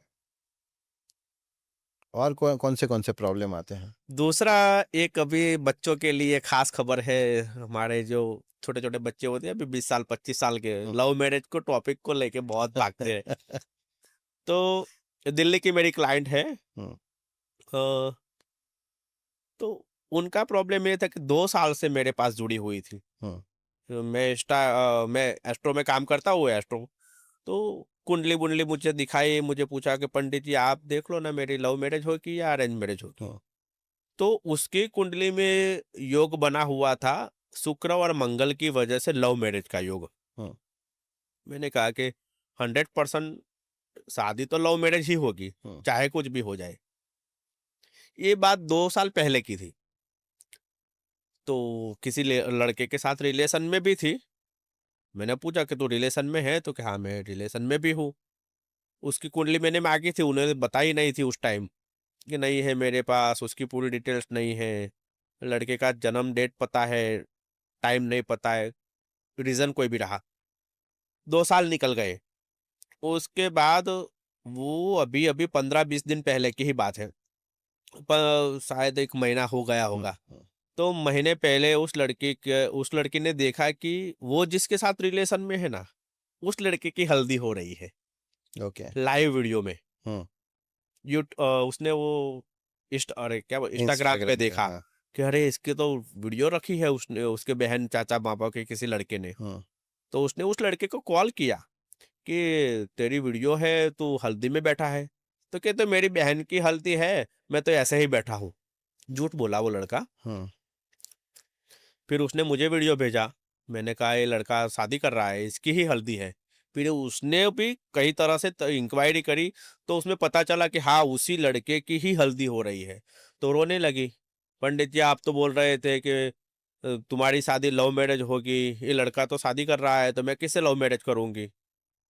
मैंने फिर याद करवाया कि उस टाइम मैंने जब बताया था कि तेरी लव मैरिज होगी, तब मैंने रिलेशन के बारे में पूछा था, तूने कहा था हाँ लव मैरिज, मैं किसी लड़के के साथ रिलेशन में हूँ, मगर उसकी डिटेल्स तूने मुझे नहीं भेजी थी।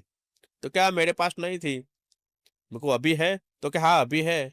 फिर उसने उसकी डिटेल्स वगैरह भेजी, मैंने कुंडली वगैरह दोनों की मैच करके देखा कि लव मैरिज होने के पूरे योग बन रहे हैं, फिर भी ऐसी नौबत आई क्यों है। सोचा कुछ भी हो, चलो कोई बात नहीं। मगर उसको बोला क्या करना है क्या तेरे को? तो कहा कि मुझे कैसे भी करके इसी के साथ शादी करनी है, इसी लड़के से शादी करनी है, आप चाहे कुछ भी करो। मैंने कहा आज हल्दी हो रही है उसकी, कल परसों शादी हो जाएगी, पूरे 2 दिन का टाइम है, 2 दिन में हमें फैसला करना है कैसे भी। तुरी मम्मी से बात करवा मुझे। उसने उसकी मम्मी से बात करवाई, उसने पापा से बात करवाई कि पंडित जी कैसा भी करो, अब ये लड़की 2 साल से है, उसके साथ रिलेशन में आता था, हमारे साथ घूमता, सब कुछ था, अभी कुछ भी हो जाए। तो मैंने एक उनके लिए एक प्रयोग किया था। शादी उसकी उसकी उसी के साथ हो जाए इसके लिए किया था, उसकी शादी टूट जाए उसके लिए नहीं। पहले से बता देता हूँ कि शादी टूट जाए उसके लिए कोई प्रयोग नहीं किया था, मगर ये लड़का जो है ये इसी लड़की के साथ शादी करे, ऐसा प्रयोग गांधर्व विवाह नाम का है। गांधर्व विवाह। हाँ, ओके। वो प्रयोग का नाम है, तंत्र में भी उसको गांधर्व विवाह कहते हैं। ये तंत्र प्रयोग है गांधर्व विवाह। तो अलग तरीके से किया जाता है, गुप्त तरीके से किया जाता है। उसका मंत्रोच्चार जब भी दुनिया में है वो नहीं है, उसका एक गुप्त मंत्र भी है। वो गुप्त मंत्रों से उसका प्रयोग मैंने 7 घंटे बैठ के किया। अभी रिजल्ट 1 महीने पहले की बात है। वो काम करने के बाद शाम को 4-5 बजे उस लड़की का कॉल आया मेरे पे कि वो शादी टूट गई। मैंने कहा कैसे टूटी?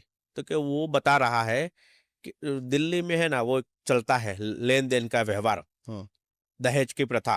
वो लड़की वालों ने दहेज नहीं दिया, इसलिए इन्होंने शादी तोड़ दी। तो ये तंत्र क्रिया कहाँ पर कैसे काम कर सकती है? तो 7 घंटे बैठने के बाद क्या किया, एक ही चीज की कि इस लड़की का शादी इस लड़के से होना चाहिए बस।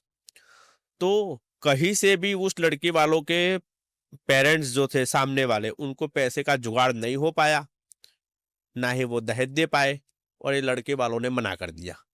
ऐसा करना नहीं चाहिए, मगर यहाँ पर भी कोई लड़की का सवाल था, जिंदगी का सवाल था। 2 साल से वो लड़का रिलेशन में था, शादी के वायदे कर रहा था, मुझे पता था कि ये 2 साल से इसके साथ है, इसलिए ऐसा काम किया, वरना करना भी नहीं चाहिए।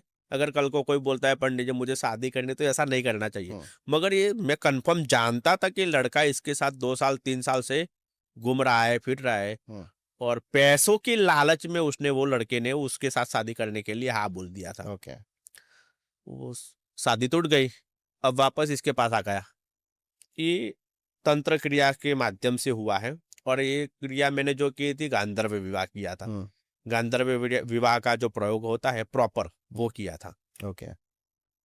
तो उसके अंदर क्या होता है गांधर्व विवाह, यानी क्या है उसके पीछे की कोई कहानी, कोई बात?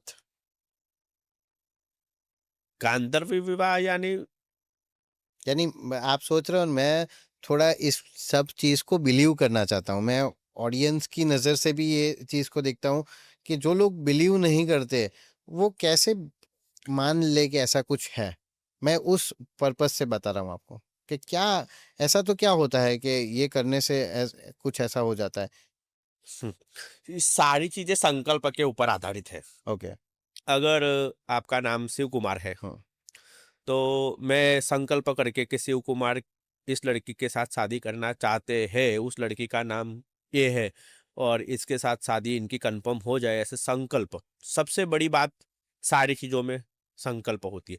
ये संकल्प करने के बाद एक मंत्र है जो सब लोग जानते हैं, वही मंत्र बताऊंगा। जो गुप्त मंत्र है मैं नहीं बताना चाहता हूँ, मगर सब दुनिया जानती है उस मंत्र को। पत्नी मनोरमाम देहि मनोवृत्तानुसारिणीम तारिणीम दुर्ग संसार सागरस्य कुलोद्भवाम। इस मंत्र में ऐसा लिखा है कि मुझे जो पत्नी जैसे स्वरूप में चाहिए वैसी ही मिलनी चाहिए। और ये माता रानी को, माँ जगत जननी जगदम्बा को प्रार्थना कर रहा हूं कि पत्नी मनोरमाम देहि मनोवृत्तानुसारिणीम तारिणीम दुर्ग संसार सागरस्य कुलोद्भवाम, ऐसी मुझे पत्नी चाहिए। तो ये मंत्र का जो अनुष्ठान आजकल के लोग कर रहे हैं, तो उनको सुलक्षणा पत्नी मिलती है, यानी अच्छी पत्नी मिलती है। मगर इसी मंत्र के आगे पीछे 2 मंत्र और भी आते हैं। अगर वो मंत्र किया जाए तो हमें जो चाहिए ना वो ही पत्नी मिलती है, और हमें जो चाहिए ना वो ही वर मिलता है। ओके। वो हमारे ऊपर है कि हम कौन सा वर चॉइस करते हैं, कौन सी पत्नी चॉइस करते हैं। ओके। उस लड़की को चाहिए था, उसके पेरेंट्स को चाहिए था कि ये ही लड़का हमारे लिए सही है और इसके साथ ही शादी करनी है, क्योंकि सारे लोग जानते थे कि उनकी बेटी उनके साथ घूम रही थी पूरे 2 ढाई साल से। परिवार में आता जाता था, सब लोगों को मिलता रहता था, सब कुछ था। फिर बेइज्जती, सामाजिक डर, सारी चीजें यहाँ पर लागू पड़ जाती थी। इसके लिए मुझे ऐसा तंत्र प्रयोग करके वो शादी उन लोगों की करवानी। अभी कोर्ट मैरिज भी हो गया उन लोगों का अभी अभी। आपने बोला कि ये शादी ऐसी तरीके से आपने करवाई, यानी जो चाहता था उसके साथ उनकी शादी करवाई। तो कहते हैं कि जोड़े तो ऊपर से बन के आते हैं, जो किस्मत में लिखा है वही मिलता है। तो ये साधना करने से ये कैसे बदल जाता है? साधना करने से जोड़े ऊपर से ही लिखे हैं। ओके। यहाँ पर आपका क्वेश्चन बहुत ही अच्छा है, मुझे भी अच्छा लगा हम्म। कि जोड़े ऊपर से लिखे हैं, फिर साधना करने से कैसे बदल सकता है। हम्म। तो मोहिनी जाल एक ऐसी विद्या है, हम्म। मोहिनी जाल जिसको बोलते हैं। हम्म। मोहिनी जाल का प्रयोग अगर किया जाए, इंद्रजाल है, मोहिनी जाल है, वैष्णवी जाल है, ये जाल नाम के जो तंत्र प्रयोग है, वो प्रयोग जैसे कि मैंने किसी के ऊपर मोहिनी जाल प्रयोग किया तो अपने हस्बैंड को छोड़ के भी वो मेरे पास आ जाएगी। ये वो विश्वामित्री के ऊपर हुआ था वो मोहिनी जाल? मोहिनी जाल, हाँ। ओके। और उसमें भी इंद्रजाल आती है। मोहिनी जाल से भी ऊपर एक प्रयोग आता है इंद्रजाल। अगर किसी के ऊपर इंद्रजाल का प्रयोग किया जाए तो उसके सारे खानदान वाले जितने भी लोग हैं ना उस जाल में आ जाएंगे और उसी के वश में रहेंगे जब तक वो जाल से हटेंगे नहीं। मगर ये ऐसा मैंने मेरी लाइफ में कई बार देखा है। मगर ये बिलीव करना थोड़ा मुश्किल है। 21 सेंचुरी चल रही है अभी, लोग कैसे बिलीव करें इसके? कुछ ऐसा दिखाइए कि हम बिलीव कर सके इसके ऊपर। एक छोटा सा क्वेश्चन मैं आपको आपको पूछूंगा। हम्म। आपने किसी जादूगर को देखा है? हाँ, देखा है। जैसे किलाल जादूगर, हम्म। फिर कौन सा नए नए आते हैं अभी? मैंने जादूगर को ऐसे देखा है क्योंकि काट देता है किसी को। केलाल बीच में, जादूगर के असिस्टेंट मेरे मामा थे, वो उनको एमलाल बोलते थे। तो वो बीच में से किसी बॉडी किसी इंसान को काटते हैं। वो कैसे काटते हैं? वो ट्रिक होता है उनके पास। ट्रिक नहीं होता है, नजरबंदी होती है। ओके। नजरबंदी होती है। आप वहां जाओगे तो भी आपको दो लोग अलग अलग दिखेंगे। ओके। स्टेज ऊपर जाके देखोगे ना हम्म। तो भी ऐसा ही दिखेगा कि ये उसका पैर वहां है, उसका सिर यहाँ है। वो ट्रिक नहीं है, वो नजरबंदी है। उनके जो भी एरिया है, वो सारी एरिया के अंदर जितने लोग बैठते हैं ना वो उनकी नजर से देखते हैं। किसकी नजर से? केलाल की नजर से। सबसे बड़ा जादूगर जो भी जादू करता है उसकी नजर से वो बोलेगा इनको मैं काट रहा हूं, दो भाग अलग कर रहा हूं, तो सबके नजर में क्या होगा कि दो भाग अलग। सही में वो इंसान ऐसा ही रहेगा। ओके। इसको बोलते हैं हिप्नोटिज्म हम्म। और टेलीपैथिक। हिप्नोटिज्म और टेलीपैथिक चीजें आज भी जिंदा है। तो ये मोहिनी जाल उससे भी बड़ी चीज है जो तंत्र में आती है। कभी ऐसा मौका भी मिलेगा तो मैं आपको लाइव बताऊंगा कि ये देखो ये चीज होती है।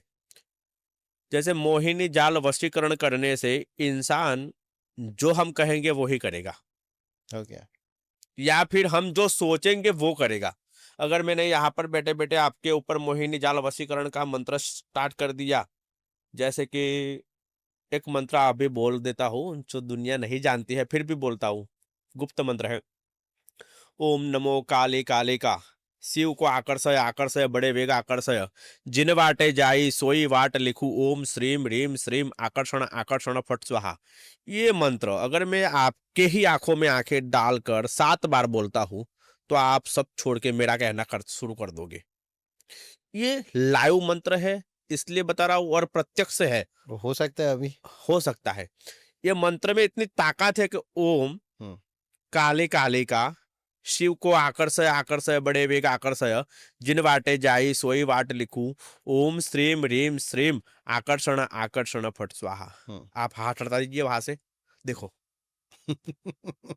प्रत्यक्ष मंत्र है। आपने ऐसा नहीं पूछा क्यों, क्यों? ओके। सिर्फ 2 बार बोला है। अगर ज्यादा बोलता हूं तो ये चीजें काम करने लगती है, मगर इसमें बीच में नाम आ रहा है आपका। ऐसे भी मंत्र है, ओम पीर बजरंग बली राम लक्ष्मण के संग की, जहां जहां जाए फतेह के डंके बजाए, शिव को मोह के मेरे पास न लाए, तो अंजनी का पूत न कहलाए, दुहाई राम जानकी की। अभी हनुमान जी को बहुत बड़ी दुहाई दे रहे हैं। हनुमान जी काम करेंगे ही करेंगे, क्योंकि साबर मंत्र है और तंत्र में है। इससे होता है ऐसा? होता है, हम लोग करते हैं। ये तो आपने ट्रिक बता दी मुझे कि हाथ हटाओ, मैंने हटा दिया, मगर डेफिनेटली ऐसा होता है। ऐसा होता है। ओके। बता कहने का मतलब था कि आप मेरी बातों में आ जाओगे। ओके। मंत्र के अंदर इतनी ताकत होती है कि फिर बात करने की जरूरत नहीं पड़ेगी। फिर ऐसा सोचना पड़ेगा मुझे अंदर ही अंदर कि आप दोनों हाथ खुला कर रहे हो, तो आप ऐसे खोल दोगे, मुझे लगेगा कहा अभी अभी एक गुजराती मूवी आया था जो वश। लालो। वश। अच्छा, उसके अंदर ऐसा था ना, ये शक्तियों के बारे में ही बताते हैं कि लोग ऐसे होते हैं जो ऐसी साधना करते हैं और लोगों को वशीकरण में, वशीकरण करते हैं। उसके बारे में ही बताया था। हाँ हाँ, उसी के तो बाद ये रियल होता है? होता है, रियल में होता है। तंत्र साधना काम करती है, मगर गलत तरीके से करने वालों की नहीं करती। हाँ। यहाँ पर ये चीज भी है कि अगर मैंने किसी लड़के को जानबूझकर किसी के लिए गलत काम करने के लिए काम किया है, तो वो काम नहीं करेगा, चाहे मैं कितना भी अच्छा काम कर लूं। आपका इंटेंशन सही होना चाहिए। सही होना चाहिए। वो गलत लड़की नहीं। का मैं जानता था कि 2.5-3 साल से वो लड़की उसके साथ, परिवार के साथ वो लड़के के साथ घूम रही थी, और मुझे लगा ऐसा। यानी उसकी हिम्मत नहीं थी उसके घर वालों के विरुद्ध जाने की, वो हाँ लड़के हाँ की, और इसलिए आपने करा और उसके अंदर थोड़ी हिम्मत आई और उसने हाँ। इसके साथ। पहले तो शादी टूटी वहां पर। हाँ। शादी टूटने की वजह से उन लोगों की बेइज्जती भी हुई हम्म। कि भाई शादी के अगले दिन ही शादी टूट गई। हम्म। फिर उन लोगों को ऐसा लगा कि अब क्या करें, तो उस लड़के ने बोला कि मेरे पास ऑलरेडी मैं किसी लड़की के साथ रिलेशन में हूँ, अगर आप लोग परमिशन देते हो तो मैं उन लोगों को बुलाया, शादी के लिए बात की और कोर्ट मैरिज हुई अभी। ओके। और कौन से क्वेश्चन आते हैं आपके पास ये दोनों के सिवा? फाइनेंशियली प्रॉब्लम एक ये, और किसी के अंदर प्रेत बाधा है। हाँ। जैसे आजकल लोग उत्तर गुजरात की ओर चले जाते हैं हम, हम्म। तो वहां के लोग माता का दर्द है बोलते हैं, माता का दर्द। हम्म। यानी किसी के माता का छाया हुआ है, माता को बुरा लगा हुआ है, किसी के अंदर प्रेत घुस गया है और प्रेत की वजह से वो पीड़ित है। हम्म। ऐसा अभी एक केस आया था, वो दाहोद का था। हम्म। दाहोद में तो वैसे तंत्र क्रियाएं बहुत होती रहती है। ओके। पंचमाल के अंदर हेडम्बा वन कहा जाता है वो, हम्म। और पंचमहाल में दाहोद, लुनावाड़ा, ऐसी जगहों पर तंत्र क्रियाएं, मारण क्रियाएं, ये सारी क्रियाएं बहुत मोहिनी। जैसे षडतंत्र में पिछले एपिसोड में मैंने बताया था हम्म। कि षडतंत्र 6 प्रकार के तंत्र होते हैं। हाँ। उसमें मारण, मोहन, वशीकरण, स्तंभन, विद्वेषण और आकर्षण। तो यहाँ पर मारण क्रियाएं ज्यादा होती है दाहोद के आसपास। हम्म। मारण क्रिया और वशीकरण क्रिया, स्तंभन क्रिया। हम्म। तो वहां के एक केस आया हुआ था मारण का। मारण क्रिया में ऐसा हुआ था कि किसी ने उसको मूठ लगा दी थी, मूठ चोट। हाँ। दत्त बावली में बोलते हैं, हम्म। सब लोग नहीं मानते, मगर मूठ चोट ना लागे जान जाने नर्स। हम्म। दत्त बावली में इसका हम्म। भी उल्लेख है। तो किसी ने उसके ऊपर मूठ लगाई थी। तो मूठ लगाने का मतलब आजकल लोग ऐसा जानते हैं कि मूठ मारने वाला इंसान मर ही जाता है। हम्म। ऐसा नहीं होता है। वो इंसान जब तक उसके कर्म के हिसाब से लिखा हुआ है तब तक मरेगा नहीं, मगर जिएगा तो मरा बराबर ही रहेगा। ओके। जैसे बिस्तर में पड़ा रहेगा, खा पी नहीं सकेगा, ऑक्सीजन चलता होगा, वेंटिलेटर पे चलता होगा, 2-2 6-6 महीने तक वेंटिलेटर पे लोग निकल जाते। तो ऐसे लोग पे ऊपर मारण क्रिया हुई हुई हुई है, ऐसा माना गया है। या तो ऐसे लोग जो बिस्तर पर 6-6 महीने से सो रहे हैं, ना ही वो स्थूल पास कर रहे हैं, ना ही खाना खा रहे हैं, और खा भी रहे हैं तो बिस्तर पे ही स्थूल पास कर रहे हैं। तो इसके ऊपर मारण क्रिया हुई, ऐसा एक मेरा केस था दाऊद का। उसके ऊपर किसी ने मारण क्रिया की हुई थी। कहीं न कहीं से मुझे वो केस मिला, वो करीब बोल रहा था कि 40-50 लाख खर्चा किया, ये इंसान अभी तक ऐसा की ऐसा ही है। उठ भी नहीं पा रहा है, खा भी नहीं पा रहा है, सो भी नहीं, कुछ ऐसी कंडीशन में था। तो मैं यहाँ से गया दाहोद, दाहोद जाके मैंने देखा कि भाई क्या है, सही है या गलत? सब लोग बोलते हैं कि मारण किया, मूठ मारी है, तो ये सही है या गलत है? हुँ, वो भी देखना ज़रूरी होता है। तो मैंने देखा कि भाई देखने की एक प्रक्रिया होती है कि अगर किसी के ऊपर मारण क्रिया की है, मोहन क्रिया की है, तो उसके ऊपर एक नारियल घुमाना पड़ता है ऐसे। नारियल जैसे जिसने भी नारियल लिया है ना, उस नारियल में वज़न बढ़ जाएगा। ओके। अगर किसी के ऊपर मारण कोई भी क्रिया, तंत्र क्रिया कोई भी चल रही है, हुँ, तो जैसे ही 3 बार उसको रोटेट करेंगे इसके सिर के ऊपर से, तो उस नारियल में वेट ज़्यादा हो जाएगा। हुँ, अगर ज़्यादा वेट हो गया, तो समझ लो ये कोई न कोई तंत्र क्रिया उसके ऊपर ब्लैक मैजिक हुआ है। अब क्या हुआ है वो बाद में पता किया जाता है। पहले हुआ है या नहीं ये, हुँ, तो वैसे नारियल घुमाया, देखा कि हाँ, इसके ऊपर काम तो क्रिया हुआ है।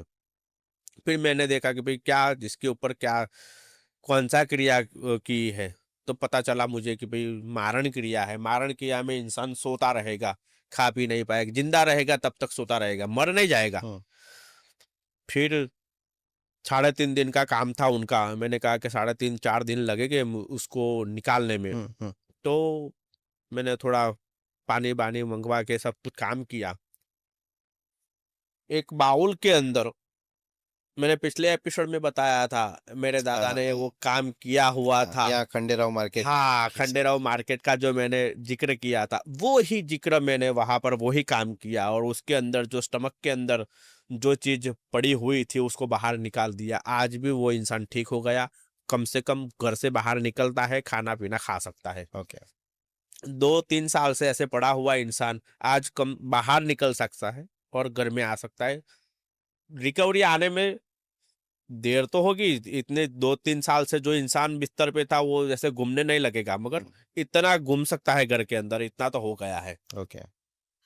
तो ये जो मूवी में दिखाते हैं, जो भूत आता है किसी के अंदर, भूत बात आती है, वो ऐसे ऊपर चढ़ जाता है, उल्टा हो जाता है, ये सब रियल होता है? तो वो सब कभी नहीं देखा होता है? है, ये ऐसा नहीं होता है। वो मूवी वाले तो अपना एक दिखाने के लिए कि ओके। ऐसी ऐसी आत्माएँ होती है, वैसा ऐसा हाँ, आत्माएँ जब आती है, तो ऊपर नहीं जाती है, और उसमें इतनी ताकत आ जाती है कि कोई भी चीज़ हल्के से उसे उछाल के फेंक सकता है वो इंसान। ओके।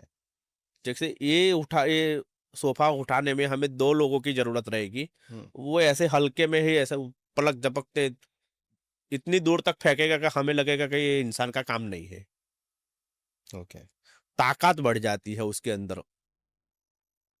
वैसे दीवार पे चढ़ने नहीं लगेगा, मगर उसके अंदर ताकत आ जाती है। वो धनंजय नाम का वायु आता है उसके अंदर। तो धनंजय। आत्मा जो होती है ना, उसको धनंजय बोलते हैं। ओके। आत्माओं का भी एक नाम होता है, तो वो आत्मा क्या है? तो धनंजय आत्मा है, आत्माओं का नाम है। हुँ, बुरी आत्माएँ जो भी आती है किसी के शरीर में, उसका नाम है धनंजय। ओके। तो ये जो आपने बोला आत्मा, तो उसके अंदर भी बहुत सारे प्रकार होते हैं ना, जो चुड़ैल होती है, जिन होता है, वो क्या होता है? जिन, जिन्नात, चुड़ैल, काला कलवा, काला कलवा। हाँ, हाँ, बटुक, ये सब सारी चीज़ें देखो। एक आज कोई इंसान गुज़र गया है, हुँ, तो वो आत्मा अगर आत्मा बनता है वो इंसान, तो 1 साल वो आत्मा के रूप में रहता है, जिसको बोलते हैं प्रेतात्मा, प्रेतात्मा। बुरी आत्मा बोलते हैं अभी। पहला शुरुआत के समय में बुरी आत्मा, प्रेतात्मा उसी रूप से वो आगे बढ़ता है। उसके 1 साल, 2 साल, 3 साल जैसे-जैसे साल बढ़ते जाएँगे, वैसे अगर वो चीज़ हुँ, 10 साल से भी ज़्यादा आगे निकलती है, लड़की है, तो वो चुड़ैल के रूप में ले जाती ओके, है, ओके। और लड़का है, तो जंड के रूप में जाता है। जंड, हुँ, जंड, जिन, हुँ, दोनों चीज़ें एक ही है, मगर मुस्लिम लोग उसको जिन बोलते हैं, और हिंदू हम उसको जंड बोलते हैं। जंड और जिन एक ही है। और चुड़ैल वो लोग भी चुड़ैल बोलते हैं, हम लोग भी चुड़ैल बोलते हैं। तो ये 20 साल के बाद ज्यादा देर तक वो आत्मा घूमती फिरती है प्रेत योनि में। प्रेत योनि में, तो वो उसी रूप में जाती है, जंड और चुड़ैल के रूप में। अब वो चुड़ैल के रूप में भी 20 साल से ज्यादा चलती हम्म। है ना। तो यक्षिणी के रूप में जाएगी। ओके, तो ये पूरा चक्र है, हाँ, जो हमारे इंसानों का जैसे चक्र होता है ऐसे उन लोगों का भी जैसे चक्र है। 20 साल तक हम बालावस्था में हैं, हम्म। 20 साल के बाद युवावस्था में जाएंगे, उसके भी 20 साल के बाद हम प्रौढ़ावस्था में जाएंगे, हम्म। उसके भी 20 साल के बाद हम धीरे वृद्धावस्था में धीरे जाएंगे। अपग्रेड तो होंगे। जैसे हमारी अवस्थाएं चेंज होती है, वैसे उसकी भी कैटेगरी चेंज होती है। ओके, तो ये जो चुड़ैल होती है उसके पैर उल्टे होते हैं, तो ये सब सही में होता है? मगर ऐसे प्रेत आत्मा दिखती कैसी है? मगर चुड़ैल तो दिखती है ऐसी, मैंने बहुत सारी बातें ऐसी सुनी है कि कोई चुड़ैल है यहाँ पे दिख रही है। कोई भी प्रेतात्मा है, हाँ। चाहे चुड़ैल है, चाहे बुरी आत्मा है, चाहे अच्छी आत्मा है, उसका जो बैकग्राउंड नहीं होता है, पीछे वाला नहीं होता है। ओके, जो पीठ वाला भाग है ना, वो खड्डे में होगा अंदर। आपने कभी देखा है, ऐसा कोई एक्सपीरियंस किया है? हाँ, मैंने 2-3 बार देखा भी है, उसको पकड़ा भी है। क्या बात कर रहे हो? चुड़ैल प्रत्यक्षीकरण मैंने किया है, इसलिए मैंने उसका पिछवाड़ा भी देखा है, आगे वाला भाग भी देखा है। उसका पीछे वाला भाग होता ही नहीं है, ये आगे का भाग ही होता है। अगर ऐसे उल्टी घूम जाए तो इंसान डर के मारे ही मर जाए, उसको पीछे का भाग देखकर ही मर जाएगा इंसान। ओके, इतना भयंकर लोच पोच, ऐसे मांस के लोचे ही लटक रहे होते हैं। ये कहाँ देखा था आपने, कैसे देखा था?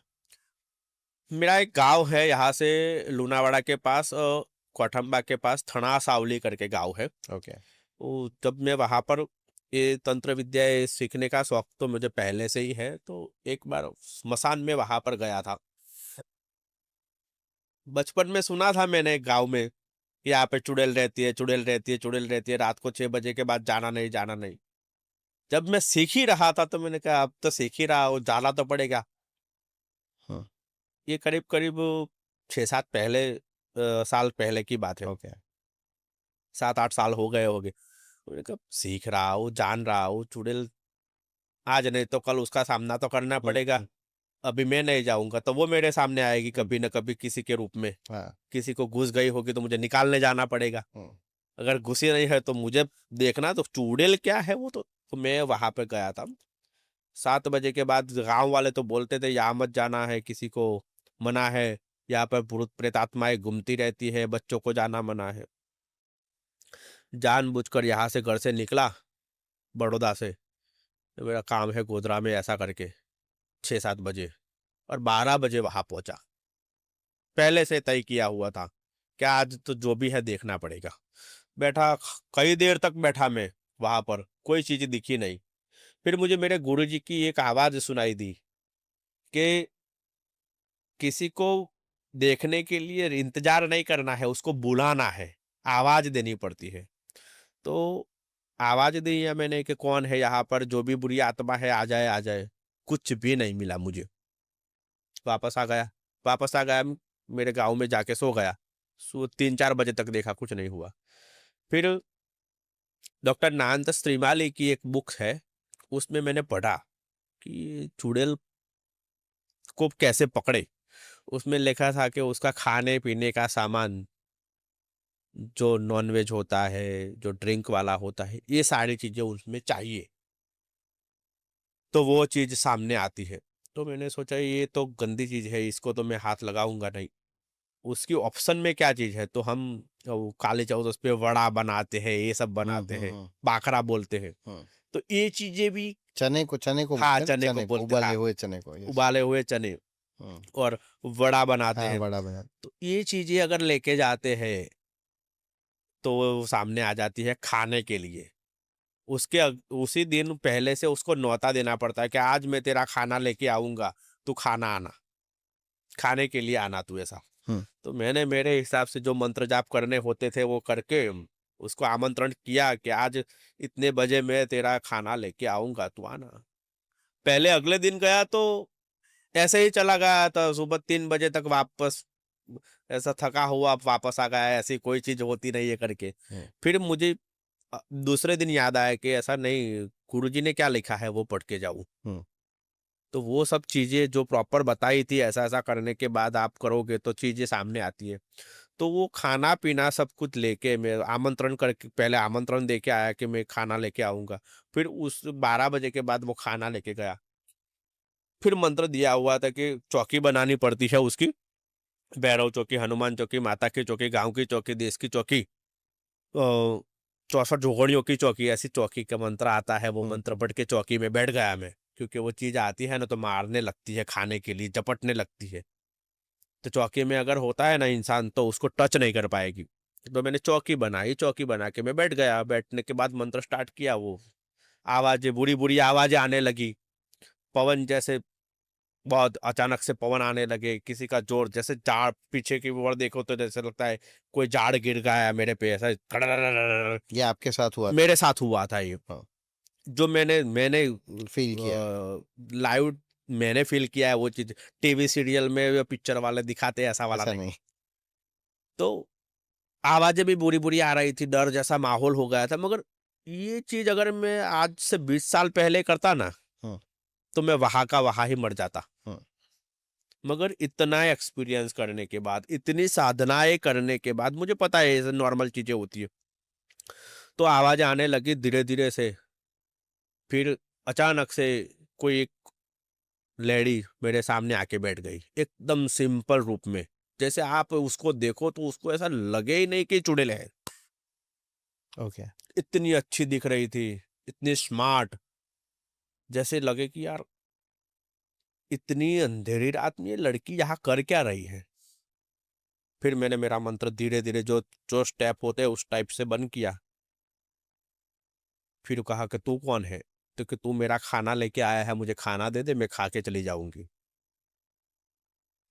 फिर उसमें लिखा था गुरुजी के अंक में कि खाना देने से पहले जो मांगना है मांग लेना उससे। तो मैंने कहा कि तू मुझे क्या देगी, मैं खाना तुझे देने दे दूंगा, तेरा जो खाना है तुझे ही देना है, मगर मुझे क्या देगी। तो कि तू जब बुलाएगा तब मैं तेरा काम करने आ जाऊंगी। मगर जो खाना आज लाया है ना, जितने ग्राम का लाया है, जितना किलो वजन में है, जितने पीस में है, उसी हिसाब से हर वक्त तुझे देना पड़ेगा, जितनी बार तू मुझे बुलाएगा। ओके।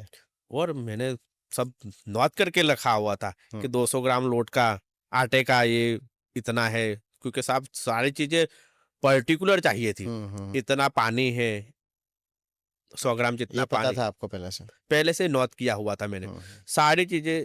अ, अभी मैंने आपको जिसके बारे में बात की ना, हम्म, दिल्ली वाली लड़की, हम्म, सॉरी।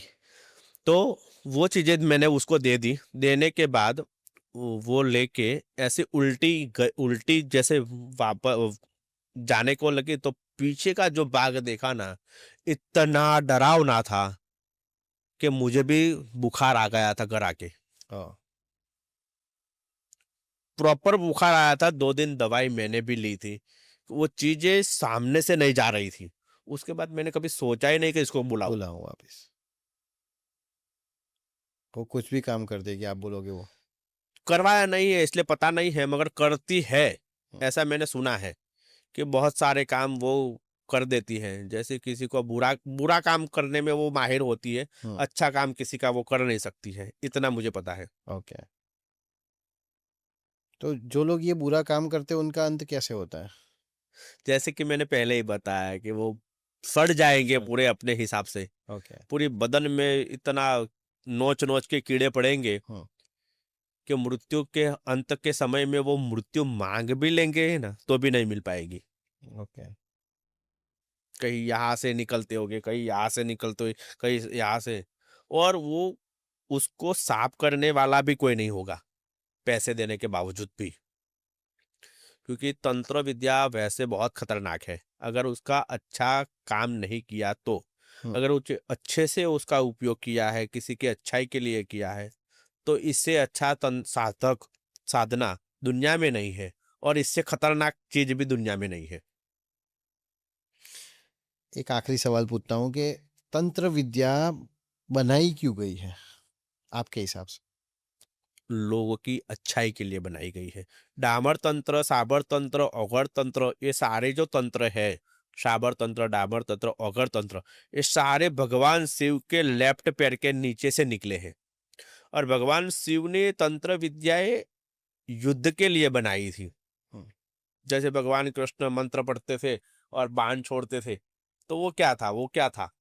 वो तंत्र विद्या थी। तंत्र विद्या थी ना। ब्रह्मास्त्र छोड़ा, इंद्रधनुष छोड़ा, किसी ने अब वो सर्प वाला बाण छोड़ा, नागपाश बोलते हैं उसको। नागपाश, हाँ। तो ये सारे तंत्र विद्या में थे। तो तंत्र विद्या उस टाइम इसलिए बनाई थी कि ऐसे अच्छाई के लिए अगर उसका उपयोग करे तो वो विजय प्राप्त हो सकता है। ओके। आज उसका उपयोग उल्टा हो गया है। आज कलयुग चल रहा है, वो सतयुग, त्रेतायुग, त्रेता युग की बातें थी। कलयुग में किसी को वश में करने के लिए, अपने बॉस को अपने कंट्रोल में करने के लिए, प्रमोशन करने के लिए, शादी बच्चे की नहीं हो रही है तो इसी के साथ शादी हो जाए इसके लिए, हम्म, बगल वाला जो प्लॉट नहीं दे रहा है तो वो प्लॉट मुझे मिल जाए आधे पैसे में उसके लिए, बैंक वाले का कर्जा बहुत बढ़ गया है तो बैंक वाले उसको ढूंढ ना पाए उसके लिए, आजकल तंत्र विद्या का उपयोग इन लोगों के गलत लिए, तरीके से हो। हाँ, गलत तरीके से करते हैं। ओके। पिछले एपिसोड में हमने ये सारी बहुत सारी बातें की थी, उसके बाद आपको कोई कॉल आया था, कोई ऐसा आया था आपको इंक्वायरी के लिए? इंक्वायरी मुंबई से आई थी। ओके।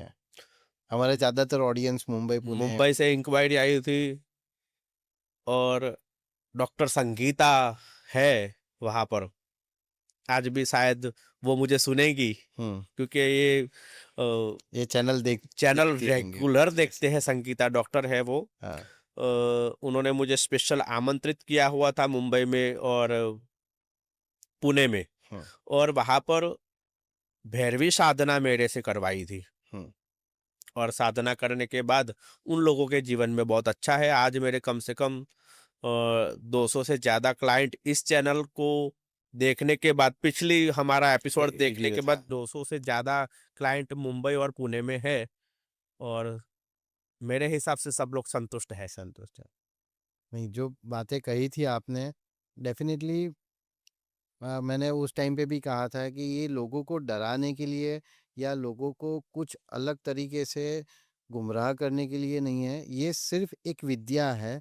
और इसके बारे में गौरंग भाई ने ये अच्छी तरह से हमें समझाया है। इसका सही उपयोग ही करना चाहिए, गलत उपयोग नहीं करना चाहिए, ये भी उन्होंने बताया है। तो इस बात की सबको समझ होनी चाहिए, क्योंकि जो भी ऐसा करते हैं, तंत्र विद्या जो लोग करते हैं, मगर जो करवाते हैं उनको भी तकलीफ होती है ना, करवाते गलत हैं। तरीके से, हाँ, यानी। करवाते हैं उनको तकलीफ क्या होती है? अगर किसी ने गलत तरीके से किसी लड़की की शादी करवा ली, हाँ।